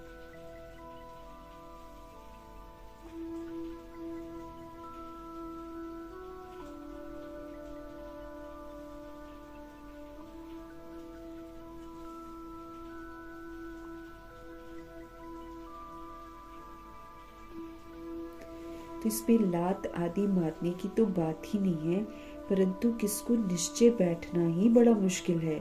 निश्चय अगर पूरा बैठ जाए तो फिर श्रीमत पर पूरा चले और सारी कर्मातीत अवस्था हो जाए हमारी, कोई कार्मिक बॉन्डेज ही न रहे। क्योंकि श्रीमत है ही ऐसी कि अगर हम श्रीमत पर चलेंगे तो मेरा बंधन किसी के साथ बनेगा नहीं, लेकिन जो पहले का बंधन है ना वो भी कट जाएगा।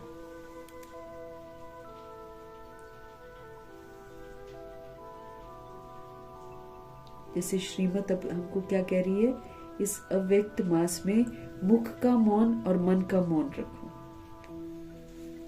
तो बंधन मुक्त बन जाएंगे। किसी को कुछ बोलेंगे नहीं, है ना, मन में भी नहीं बोलेंगे और मुख से भी नहीं बोलेंगे। इसीलिए मन का मौन भी तो मुख का मौन भी। नहीं तो कभी कभी क्या होता है, दिखाने के लिए मुख का मौन कर लेते हैं, लेकिन मन में पूरे प्रश्न चलते हैं।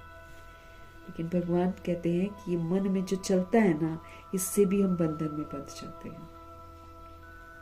इसलिए बाबा ने हमको होमवर्क दिया है, मन का भी मौन तो मुख का भी मौन रखो।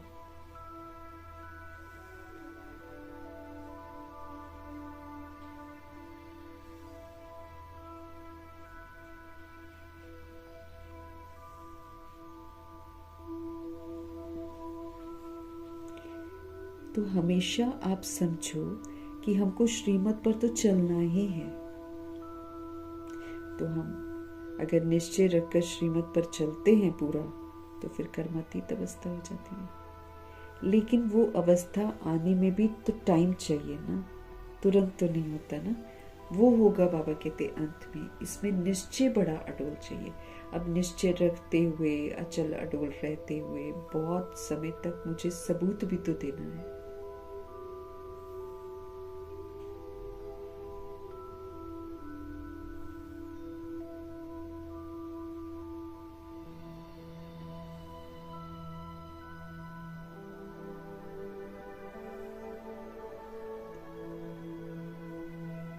बाबा कहते हैं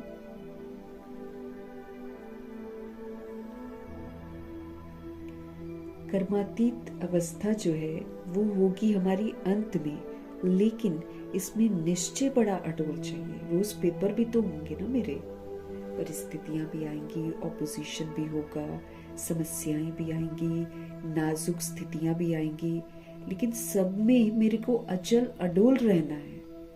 श्रीमत मेरे को यही कहती है कि अचल रहो, अडोल रहो, शांत रहो, स्थिर रहो। थोड़ी देर में सारे विघ्न खत्म हो जाएंगे। तो ऐसा करने के लिए तो टाइम चाहिए ना। तो अब ये थोड़ी कि आज मैं अडोल रहूंगी तो कर्मातीत बन गई, ऐसे नहीं होगा ना। इतने सारे हमने 63 जन्म कार्मिक बॉन्डेजेस बनाकर रखे हुए हैं। उसके बाद भी अभी जब हम श्रीमत पर नहीं चले हैं, जब से भी हम बाबा की मुरली पढ़ रहे हैं, जब से हम श्रीमत पर नहीं चले, तो हमने अपने आप को बंधनों में ही तो बांध रखा है, गलतियां कर करके। तो अब एक बार में थोड़ी हम कर्मातीत बन जाएंगे, टाइम लगता है। तो इसके लिए हमको अडोल रहना पड़ता है, निश्चय रखना पड़ता है। परंतु तुमको निश्चय भी रखना है। शिव बाबा समझाते हैं ये निश्चय रखना है, और उस पर हमको चलना पड़े ये निश्चय रखना है। तो बाबा की श्रीमत समझकर चलते चलो, तो उल्टा भी फिर सुलटा हो जाएगा। अगर कहीं लग रहा है कि ये तो उल्टा है, बाबा कहते वो भी सुलटा हो जाएगा। आप श्रीमत पर तो चलकर देखो।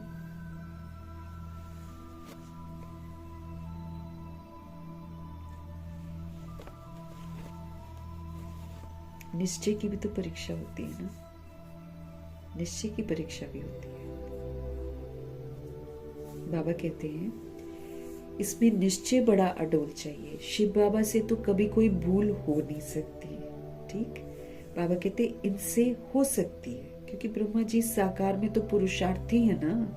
ये हमारी साकार मुरलियां चल रही हैं, तो इसमें तो ब्रह्मा जी पुरुषार्थी थे, तो भूल होने का चांस है। लेकिन शिव बाबा से कभी कोई भूल नहीं होती है। इनसे बाबा कहते ठीक है, हो सकती है, लेकिन दोनों इकट्ठे हैं। परंतु तुमको निश्चय भी तो रखना है कि शिव बाबा समझाते हैं, उस पर हमको चलना पड़े। कि शिव बाबा हमको समझाते हैं और हमको शिव बाबा की श्रीमत पर चलना पड़े। तो बाबा की श्रीमत समझकर चलते चलो। बाबा कहते बाबा की श्रीमत समझ लो। तो अगर कहीं ब्रह्मा जी का कुछ अगर कुछ भूल है, कुछ गलत है भी अगर बाई चांस, यूं तो वो श्रीमत पर ही चलकर सब कुछ बोलते हैं, लेकिन सपोज करो कोई कुछ हो जाए, कुछ उल्टा भी हो जाएगा ना, तो भी बाबा कहते मैं उसको सुलटा कर दूंगा। बाबा की श्रीमत पर चलेंगे, बाबा की श्रीमत समझकर चलेंगे तो उल्टा भी सुलटा हो जाएगा। कहाँ मिसअंडरस्टैंडिंग भी तो हो जाती है। अब हो सकता है ब्रह्मा जी कहें राइट और मेरे समझने में गलती हो, ये भी तो हो सकता है ना, क्योंकि कितने राजों से भरी हुई मुरली होती है। इसमें अगर ब्रह्मा जी कभी कुछ कहते हैं तो हो सकता है वो राइट ही बोल रहे हो, क्योंकि वो तो श्रीमत के विपरीत बोलते नहीं थे। लेकिन मिसअंडरस्टैंडिंग मुझे हो सकती है, मैं उसको गलत समझ सकती हूँ। तो बाबा कहते कहाँ मिसअंडरस्टैंडिंग भी तो हो जाती है। शिव बाबा और ब्रह्मा बाबा की मुरली को भी बड़ी अच्छी रीति समझना है। कहाँ पर विचार सागर मंथन है, कहाँ पर दुनिया का एग्जाम्पल दे दिया उन्होंने वो, और कहाँ शिव बाबा समझाते ही आराम से समझ में आता है।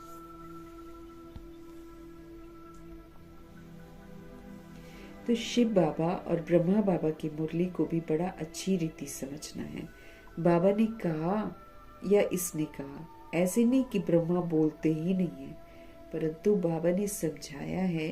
अच्छा समझो, ये ब्रह्मा कुछ नहीं जानते हैं, शिव बाबा ही सब कुछ सुनाते हैं। शिव बाबा के रथ को स्नान कराता हूँ, शिव बाबा के भंडारे की सर्विस करता हूँ, ये याद रहे तो भी बहुत अच्छा है ना। शिव बाबा के रथ को स्नान कराता हूँ, शिव बाबा के भंडारे की सर्विस करता हूँ, ये भी याद रहे तो भी बहुत अच्छा है। शिव बाबा की याद में रहते कुछ भी करे तो बहुतों से तीखे जा सकते हैं। भगवान जी की याद में रहकर सब कुछ करना है।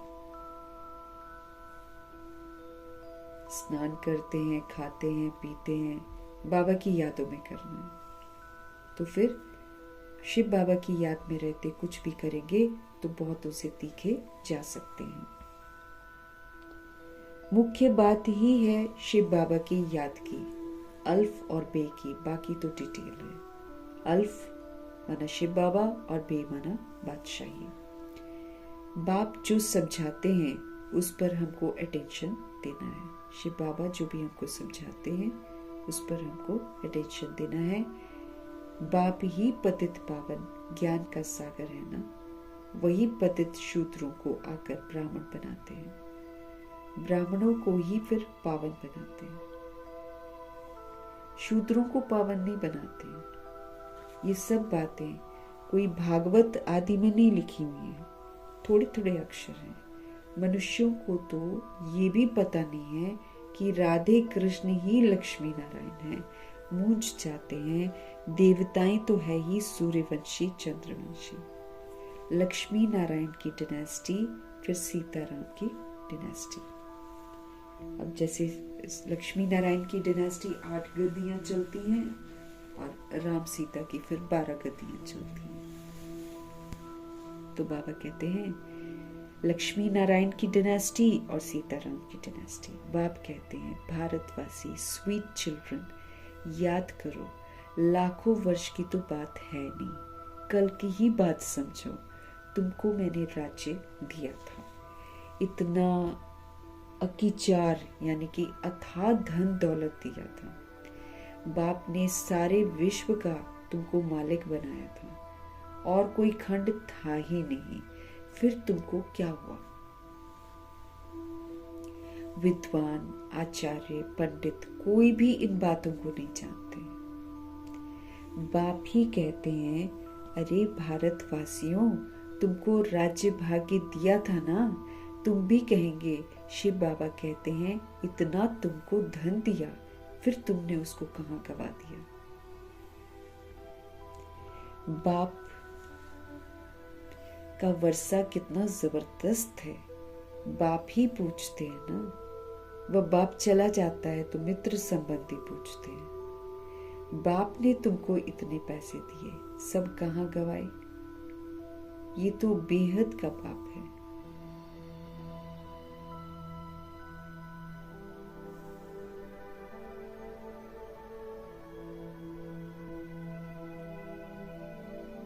तो इतना तुमको धन दिया, फिर तुमने धन कहाँ गवा दिया। बाप का वर्षा कितना जबरदस्त है, बाप ही फिर पूछते हैं ना। वह बाप चला जाता है तो मित्र संबंधी पूछते हैं। बाप ने तुमको इतने पैसे दिए, सब तुमने कहाँ गवाए। ये तो बेहद का बाप है। बाप ने कौड़ी से हीरे जैसा बनाया, इतना हमको राज्य दिया, फिर बाबा पूछते हैं पैसा कहाँ गया। तो तुम क्या जवाब देंगे। किसको भी समझ में नहीं आता है। तुम समझते हो कि बाबा पूछते तो ठीक है कि इतने कंगाल तुम कैसे बने हो। पहले सब कुछ सतो प्रधान था, फिर कला कम होती गई तो सब कुछ कम होता गया। सतयुग में तो सतो प्रधान थे।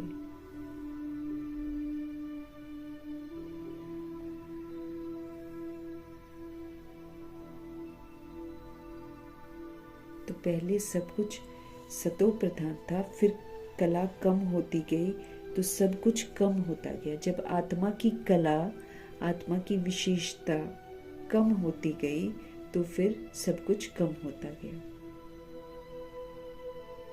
है ना। 16 से 14, 14 से 8, 8 से फिर 9 कला, ऐसे हो गया था कलयुग में ना। अब दुनिया भले अपने आप को समझे कि हमारे में कला है, भगवान की दृष्टि में तो कोई कला ही नहीं है। तो बाबा कहते इतने कंगाल कैसे बने। पहले तो सब कुछ सतो प्रधान था, लेकिन फिर कला कम होती गई तो सब कुछ कम होता चला गया। सतयुग में तो सतो प्रधान थे, उसमें तो फिर लक्ष्मी नारायण का राज्य था। बाबा कहते हैं सतयुग में तो सब सतो प्रधान थे, लक्ष्मी नारायण का राज्य था। राधे कृष्ण से लक्ष्मी नारायण का नाम जास्ती है। उन्होंने कोई ग्लानि नहीं लिखी है, और सबके लिए तो निंदा लिख रखी है। लक्ष्मी नारायण के लिए नहीं लिखते हैं निंदा, राधे कृष्ण की निंदा कर देते हैं। लक्ष्मी नारायण का नाम जास्ती है, उन्होंने कोई ग्लानि नहीं लिखी है और सबके लिए निंदा लिखी हुई है। लक्ष्मी नारायण के राज्य में कोई दैत्य आदि नहीं बताते हैं। तो ये बातें समझने की है। बाबा ज्ञान धन के साथ हमारी झोली भर रहे हैं। कौन सी झोली? बुद्धि रूपी झोली भर रहे हैं, समझ से भर रहे हैं बाबा। बाप कहते हैं बच्चे इस माया से खबरदार रहो। ये तो बुद्धि में संशय ले आती है, ये पुराने स्वभाव संस्कार में फिर से हमको आकर्षित कर देती है, उल्टा उल्टा काम करवा के। ये तो आखिरी समय में भी आत्माओं को गुमराह कर रही है। आखिरी समय में भी इतना वर्ष चल कर भी आत्माएं जो हैं वो फिर वाम मार्ग में चली जाती हैं। तो माया से तो बहुत खबरदार रहना। ये तो बाबा कहते अंत तक आएगी। इस सीजन की मुरली में बाबा ने बोला ना, ये तो अंत तक आने वाली है, ये तो नहीं छोड़ेगी तुम लोग को। लेकिन तुमको खबरदार रहना है। क्यों? क्योंकि तुमको माया जीत का टाइटल प्राप्त करना है। तो माया आएगी, हम उसमें जीत हासिल करेंगे, तब तो मेरे को माया जीत का टाइटल मिलेगा कि मुफ्त में मिल जाएगा। इसीलिए माया हर तरह का पेपर लेगी हमसे। फिर जो हर तरह के पेपर में पास हो जाएगा, प्रभाव में नहीं आएगा, वही फिर माया जीत का मेडल लेगा। जैसे ब्रह्मा जी कभी भी हार नहीं खाई है उन्होंने। तो बाबा इस समय जो ज्ञान का धन है उससे हम आत्माओं की बुद्धि रूपी झोली भर रहे हैं। तो अब हमको समझदार बनना है ना। बाप कहते हैं बच्चे इस माया से खबरदार रहो। बाप कहते हैं बच्चे इस माया से खबरदार रहो, ये खतरनाक है। इस माया से सदा खबरदार रहो। अच्छा, मीठे मीठे सिकिलते बच्चों प्रति माता पिता बाप दादा का याद प्यार और गुड मॉर्निंग। रूहानी बाप की रूहानी बच्चों को नमस्ते। हम रूहानी बच्चों की भी रूहानी बाप को दिल से, जान से, सिख से, प्रेम से, अदब से, पूरे रिस्पेक्ट से, पूरे रिगार्ड से, पूरी मोहब्बत से प्यार भरी नमस्ते और तहे दिल से मीठे परमात्मा जी का धन्यवाद।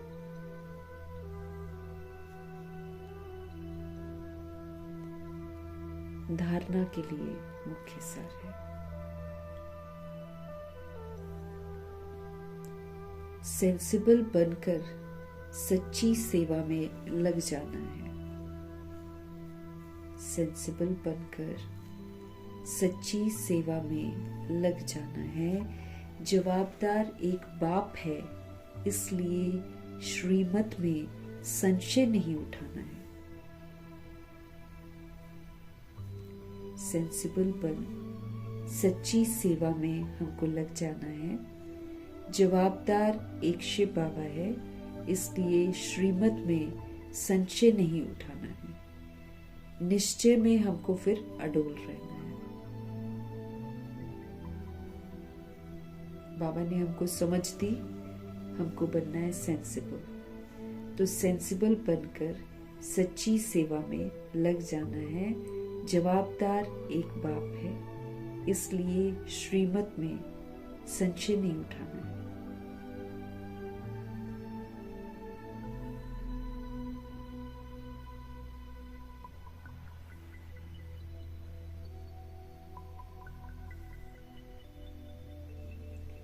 तो सेंसिबल बन सच्ची सेवा में लग जाना है। जवाबदार एक बाप है, इसलिए श्रीमत में हमको संशय नहीं उठाना है। निश्चय में हमको अडोल रहना है। श्रीमत में हमको संशय नहीं उठाना है और निश्चय में हमको अडोल रहना है। विचार सागर मंथन करके बाप की हर समझानी पर अटेंशन देना है। स्वयं ज्ञान को धारण करके फिर दूसरों को सुनाना है। विचार सागर मंथन हमको करना है। जो बाबा सुनाते हैं उस पर विचार करना है कि बाबा क्यों कहते हैं ऐसे। फिर उसकी गहराइयों में जाना है, फिर मंथन करना है, फिर मक्खन निकलेगा, है ना। फिर समझ में आता है कि क्यों मुझे ये चीजें करनी है। तो विचार सागर मंथन करके बाबा की जो हर समझानी है उस पर अटेंशन देना है। स्वयं हमें ज्ञान को धारण करना है और फिर धारण करके दूसरी सोल्स को समझाना है। पहले मुझे पूरा समझ में आए, फिर मुझे दूसरों को समझाना है।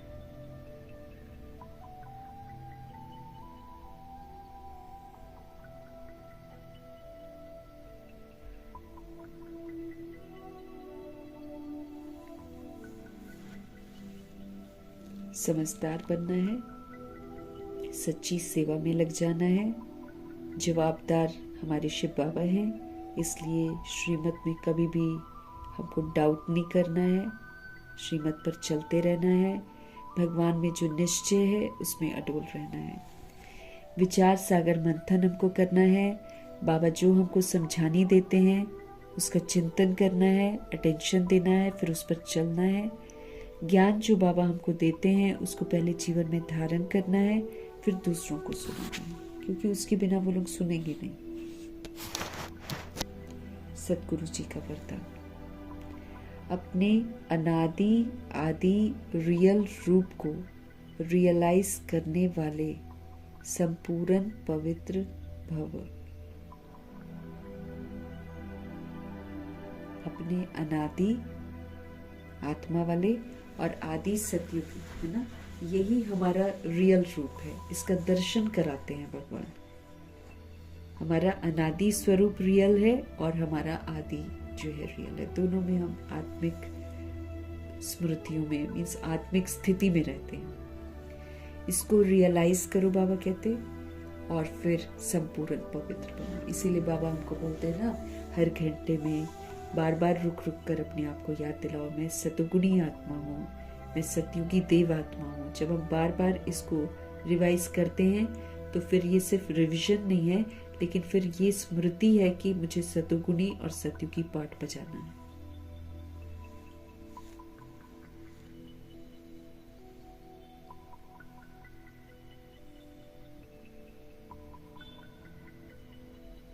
तो अपने अनादि आदि रियल रूप को रियलाइज करो और फिर से संपूर्ण पवित्र बनो, क्योंकि जब इसको रियलाइज करेंगे तभी तो हम संपूर्ण पवित्र बनेंगे फिर से, कि मैं अनादि ज्योति बिंदु स्वरूप है ना, पवित्र स्वरूप हूँ, और आदि में भी मैं पवित्र हूँ।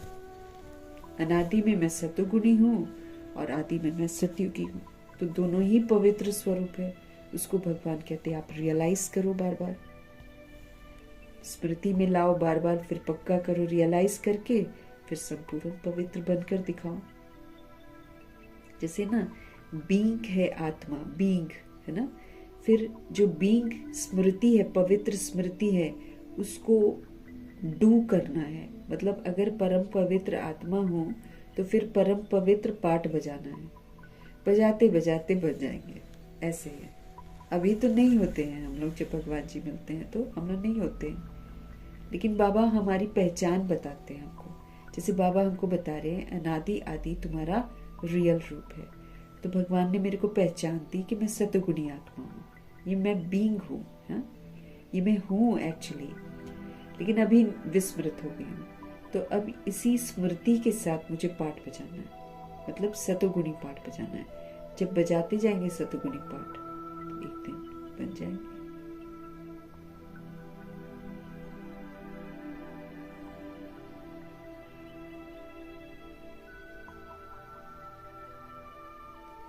आत्मा के अनादि और आदि दोनों काल का ओरिजिनल स्वरूप जो है ना, वो है पवित्र। आत्मा को अगर देखें तो आत्मा के अनादि और आदि, ये दोनों काल का जो ओरिजिनल स्वरूप है ना, वो बाबा कहते पवित्र है। आत्मा ज्योति बिंदु अनादि परमधाम निवासी पवित्र है, फिर जब वो देवता है तब भी पवित्र है। तो आत्मा के अनादि और आदि दोनों काल का जो ओरिजिनल स्वरूप है वो पवित्र है। अपवित्रता आर्टिफिशियल है, ये बनावटी है, ये बाद में हमने धारण करी है, इसीलिए इसको आर्टिफिशियल बोलेंगे। वो रियल है, ये आर्टिफिशियल है।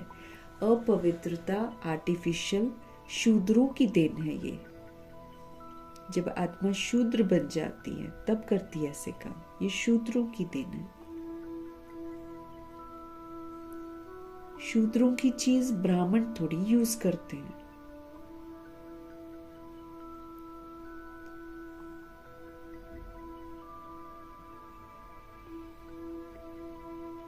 अपवित्रता बाबा कहते आर्टिफिशियल है, ये शूद्रों की देन है। शूद्रों की चीज ब्राह्मण यूज नहीं कर सकते हैं, नहीं तो फिर वो चोरी कहलाती है। अब जब हम लोग ब्राह्मण बनते हैं तो भगवान के अनुसार हम शूद्रों की चीज ना यूज नहीं कर सकते हैं, हम शूद्रों की चीज।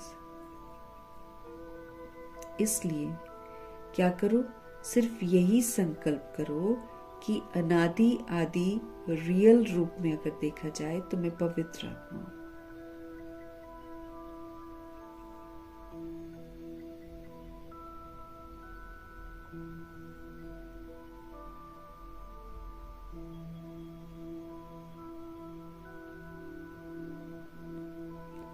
शूद्रों की चीज जो है अपवित्रता, वो ब्राह्मण यूज नहीं कर सकते हैं। इसलिए सिर्फ यही संकल्प करो कि अनादि आदि रियल रूप में मैं पवित्र आत्मा हूँ। पवित्र स्मृति है ये। हमको अपनी स्मृति सबसे पहले पवित्र बनानी है। जो आर्टिफिशियल हमने अडॉप्ट किया है रावण राज्य में और मतलब द्वापर में और कलयुग में, उसको तो अब याद नहीं करना है। बाबा कहते हैं जो हम ओरिजिनल में है, मेरी अपनी ओरिजिनलिटी है, उसमें मुझे लौटना है। तो अब शूद्रों की चीज ब्राह्मण जो है वो यूज नहीं कर सकते हैं। इसलिए बाबा कहते हैं सिर्फ यही संकल्प करो कि अनादि आदि रियल रूप में मैं पवित्र आत्मा हूँ। किसी को भी देखो तो उसके भी बाबा कहते हैं रियल रूप को देखो। यहाँ हमको दृष्टि वृत्ति अपनी बदलनी है। पवित्र स्मृति से हमको खुद भी पावरफुल होना है और दूसरों की भी उसी दृष्टि से देखकर उसको भी सहयोग देना है। बहुत बड़ा होमवर्क है ये। सिर्फ यही संकल्प करो कि अनादि आदि रियल रूप में मैं पवित्र आत्मा हूं। किसी को भी देखो तो उसके भी रियल रूप को देखो, रियल को रियलाइज करो, बाबा कहते हैं। तो संपूर्ण पवित्र बनकर फर्स्ट क्लास व एयर कंडीशन की टिकट के अधिकारी बन जाएंगे। फर्स्ट क्लास एयर कंडीशन की टिकट कौन सी है? सचखंड की टिकट जो है वो एयर कंडीशन की। स्मृति से समृद्धि आती है, बाबा कहते हैं। तो पवित्र स्मृतियों में रहना है। अब भगवान जो कहते हैं वो सच है और भगवान जो बताते हैं वो सारा का सारा पवित्र है। रावण राज्य में हम जो भी सीखते हैं सब अपवित्रता सीखते हैं।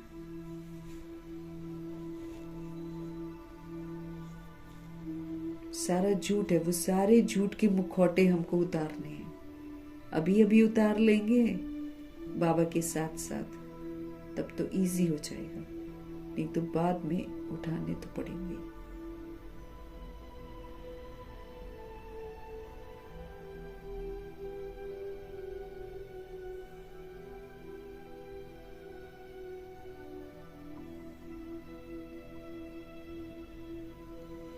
तो आत्मा के अनादि आदि दोनों काल का ओरिजिनल जो स्वरूप है, बाबा कहते हैं वो पवित्र है। अनादि में वो ज्योति बिंदु है, सतोगुणी है, और आदि में वो सतयुगी है। तो ये जो ओरिजिनल स्वरूप दोनों है, ये दोनों ही पवित्र हैं। अपवित्रता बाबा कहते वो तो बनावटी है, आर्टिफिशियल है, वो तो शूद्रों की देन है जो कि आत्मा धारण कर लेती है पुनर्जन्म में आकर।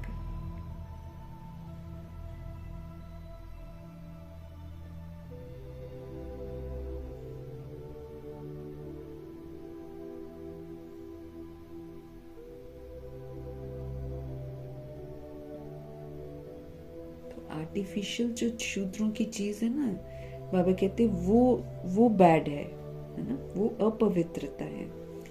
इसलिए बाबा कहते हैं अब आप क्या करो, आप सिर्फ यही संकल्प करते रहो बार बार अपने साथ कि मैं अनादि आदि रियल रूप में पवित्र आत्मा हूँ, मैं पवित्र आत्मा हूँ, मैं पवित्र आत्मा हूँ। बाबा कहते बार बार आप इस रिकॉर्डिंग को पक्का करो। और जब मैं पवित्र आत्मा, अब बाबा की मुरली किसके लिए है? सभी आत्माओं के लिए है। ये जो मुरली है बाबा की, ये सभी सोल्स के लिए है। तो भगवान सिर्फ मुझे थोड़ी बोल रहे हैं कि आप पवित्र आत्मा हो। बाबा तो 800 करोड़ की आबादी को बोल रहे हैं कि सब रियल रूप में पवित्र आत्माएं हैं। इसलिए अब चूंकि हम भगवान के बच्चे बने हैं और हमको प्रैक्टिकल समझ मिल रही है,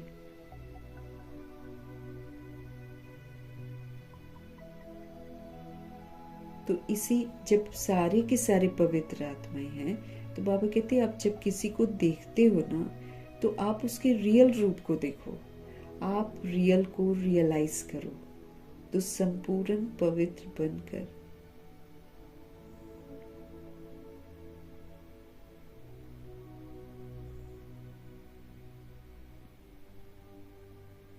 तो किसी को भी देखो। ये बहुत बड़ी तपस्या है। खुद तो हमको समझना है, चलो वो तो चलो हम लोग समझ लेते हैं, लेकिन जिस किसी को भी हम देखते हैं तो उसके रियल रूप को ही हम देखें, चाहे वो छोटे शरीर में है, चाहे वो बड़े शरीर में है, चाहे वो वृद्ध शरीर में है, चाहे कोई भी शरीर में है, हम उसके रियल रूप आत्मा को ही देखें, उस रियल को ही हम रियलाइज करें, तब हम संपूर्ण पवित्र बनेंगे। क्योंकि इससे क्या हो जाएगा, मेरी स्मृति भी पवित्र हुई, मेरी दृष्टि भी पवित्र हुई, फिर मेरी वृत्ति भी पवित्र हो जाएगी, फिर मेरी कृति भी पवित्र हो जाएगी, बन जाएंगे हम संपूर्ण पवित्र। भगवान की दिलाई हुई स्मृतियों में हमको जीना है। ये बाबा हमको बताते हैं कि तुम रियल को रियलाइज करो ना। तुम अभी उसको देहधारी के रूप में मत देखो, तुम उसको अपने रिश्ते के रूप में मत देखो, तुम उसको पवित्र आत्मा के रूप में देखो। रियलाइज करो, बाबा कहते हैं रियल को तुम रियलाइज करो तो तुम संपूर्ण पवित्र बनकर फर्स्ट क्लास एयर कंडीशन की जो टिकट है उसके तुम अधिकारी बन जाओगे।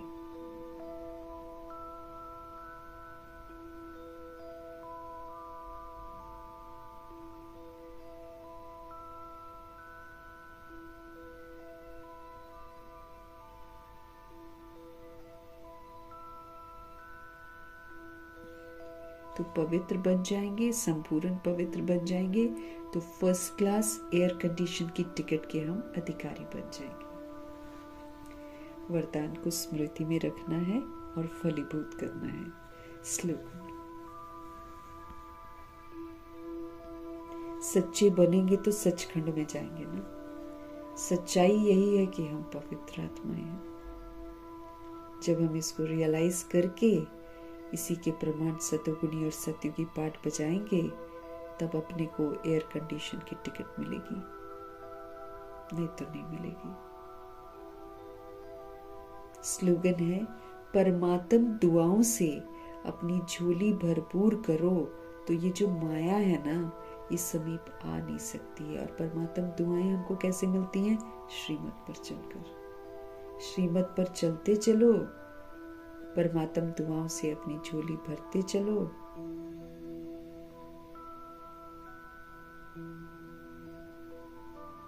श्रीमत पर चलते जाओ और परमात्म दुआओं से अपनी झोली भरपूर करो तो जिसके पास परमात्मा की दुआएं होंगी उसके पास माया कहाँ से आएगी? माया तो उनके पास आती है ना जो श्रीमत पर नहीं चलते, उनको तंग करती है। जो भगवान का कहना मानते हैं उनको छोड़ देती है। फिर जो भगवान का एक्यूरेसी से कहना मानते हैं ना तो प्रकृति उसको छोड़ देती है, माया भी उसको छोड़ देती है, ड्रामा भी उसको छोड़ देता है।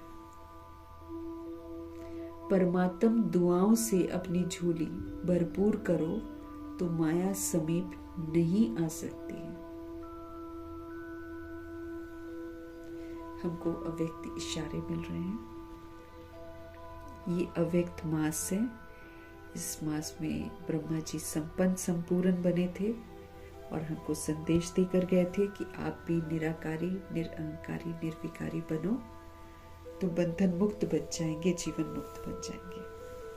तो इस महीने बाबा कहते अभ्यास करो कि बंधन मुक्त रहकर जीवन मुक्त स्थिति क्या होती है उसको हम अनुभव करेंगे। मेजॉरिटी बच्चों ने अभी लोहे की जंजीरें तो काट ली हैं, लेकिन बहुत महीन और रॉयल धागे जो है ना अभी भी बंधे हुए हैं।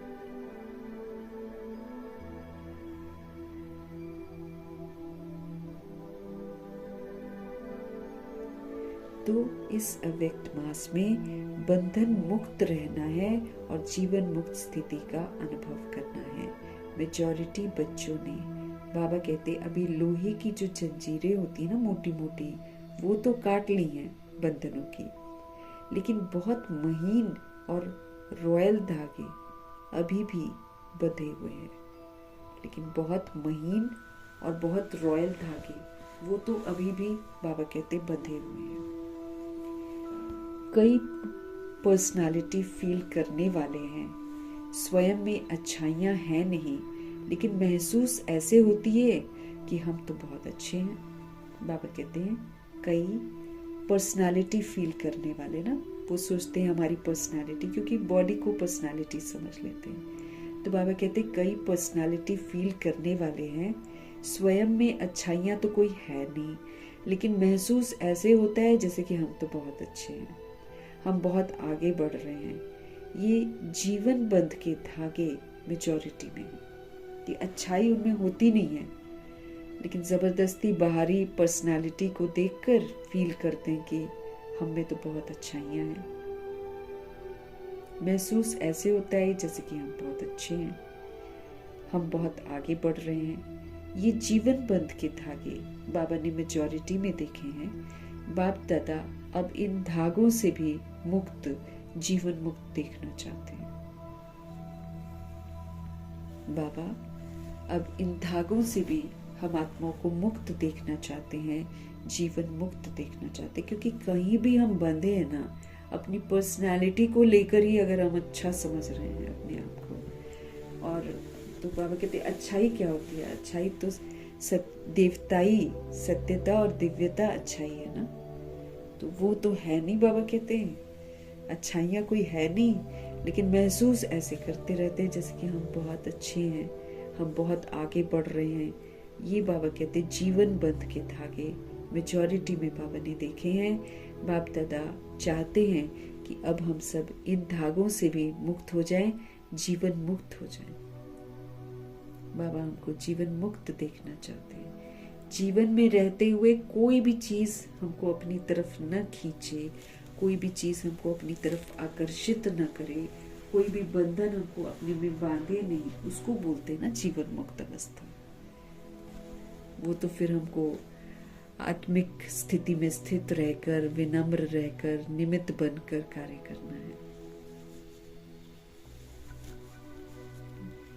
आत्मिक स्थिति में नम्रचित होकर, है ना, निर्माण होकर, कोई भी मान की इच्छा नहीं।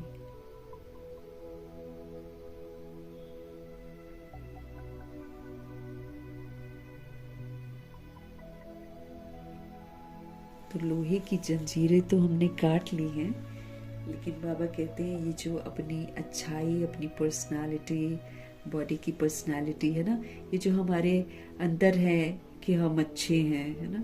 और बाबा कहते हैं अच्छाइयाँ तो है नहीं, बाबा की नज़रों में तो अच्छाई है ही नहीं है, लेकिन बाबा कहते हैं महसूस ऐसे करते हैं जैसे कि हम बहुत अच्छे हैं। ये भी बाबा कहते हैं खामखा का धागा बांध रखा है हमने, और गलत फहमी में है कि हम आगे बढ़ रहे हैं। तो बाबा कहते हैं ये जीवन बंध के धागे मेजॉरिटी में बाबा ने देखे हैं। बाप दादा चाहते हैं कि हम सभी आत्माएं इन धागों से स्वयं को मुक्त करें और जीवन मुक्त अवस्था का अनुभव कर लें।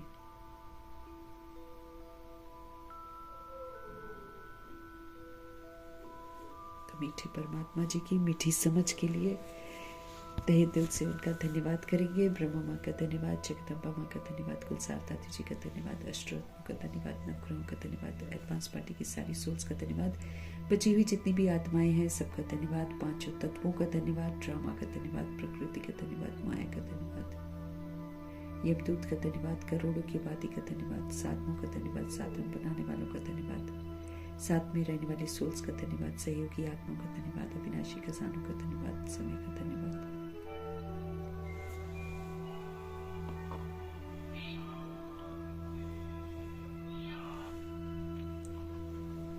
शरीर रूपी इंस्ट्रूमेंट का धन्यवाद, पूरे यूनिवर्स का धन्यवाद।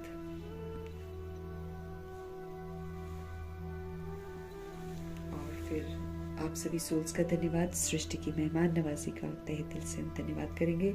धन्यवाद करते हुए शांति।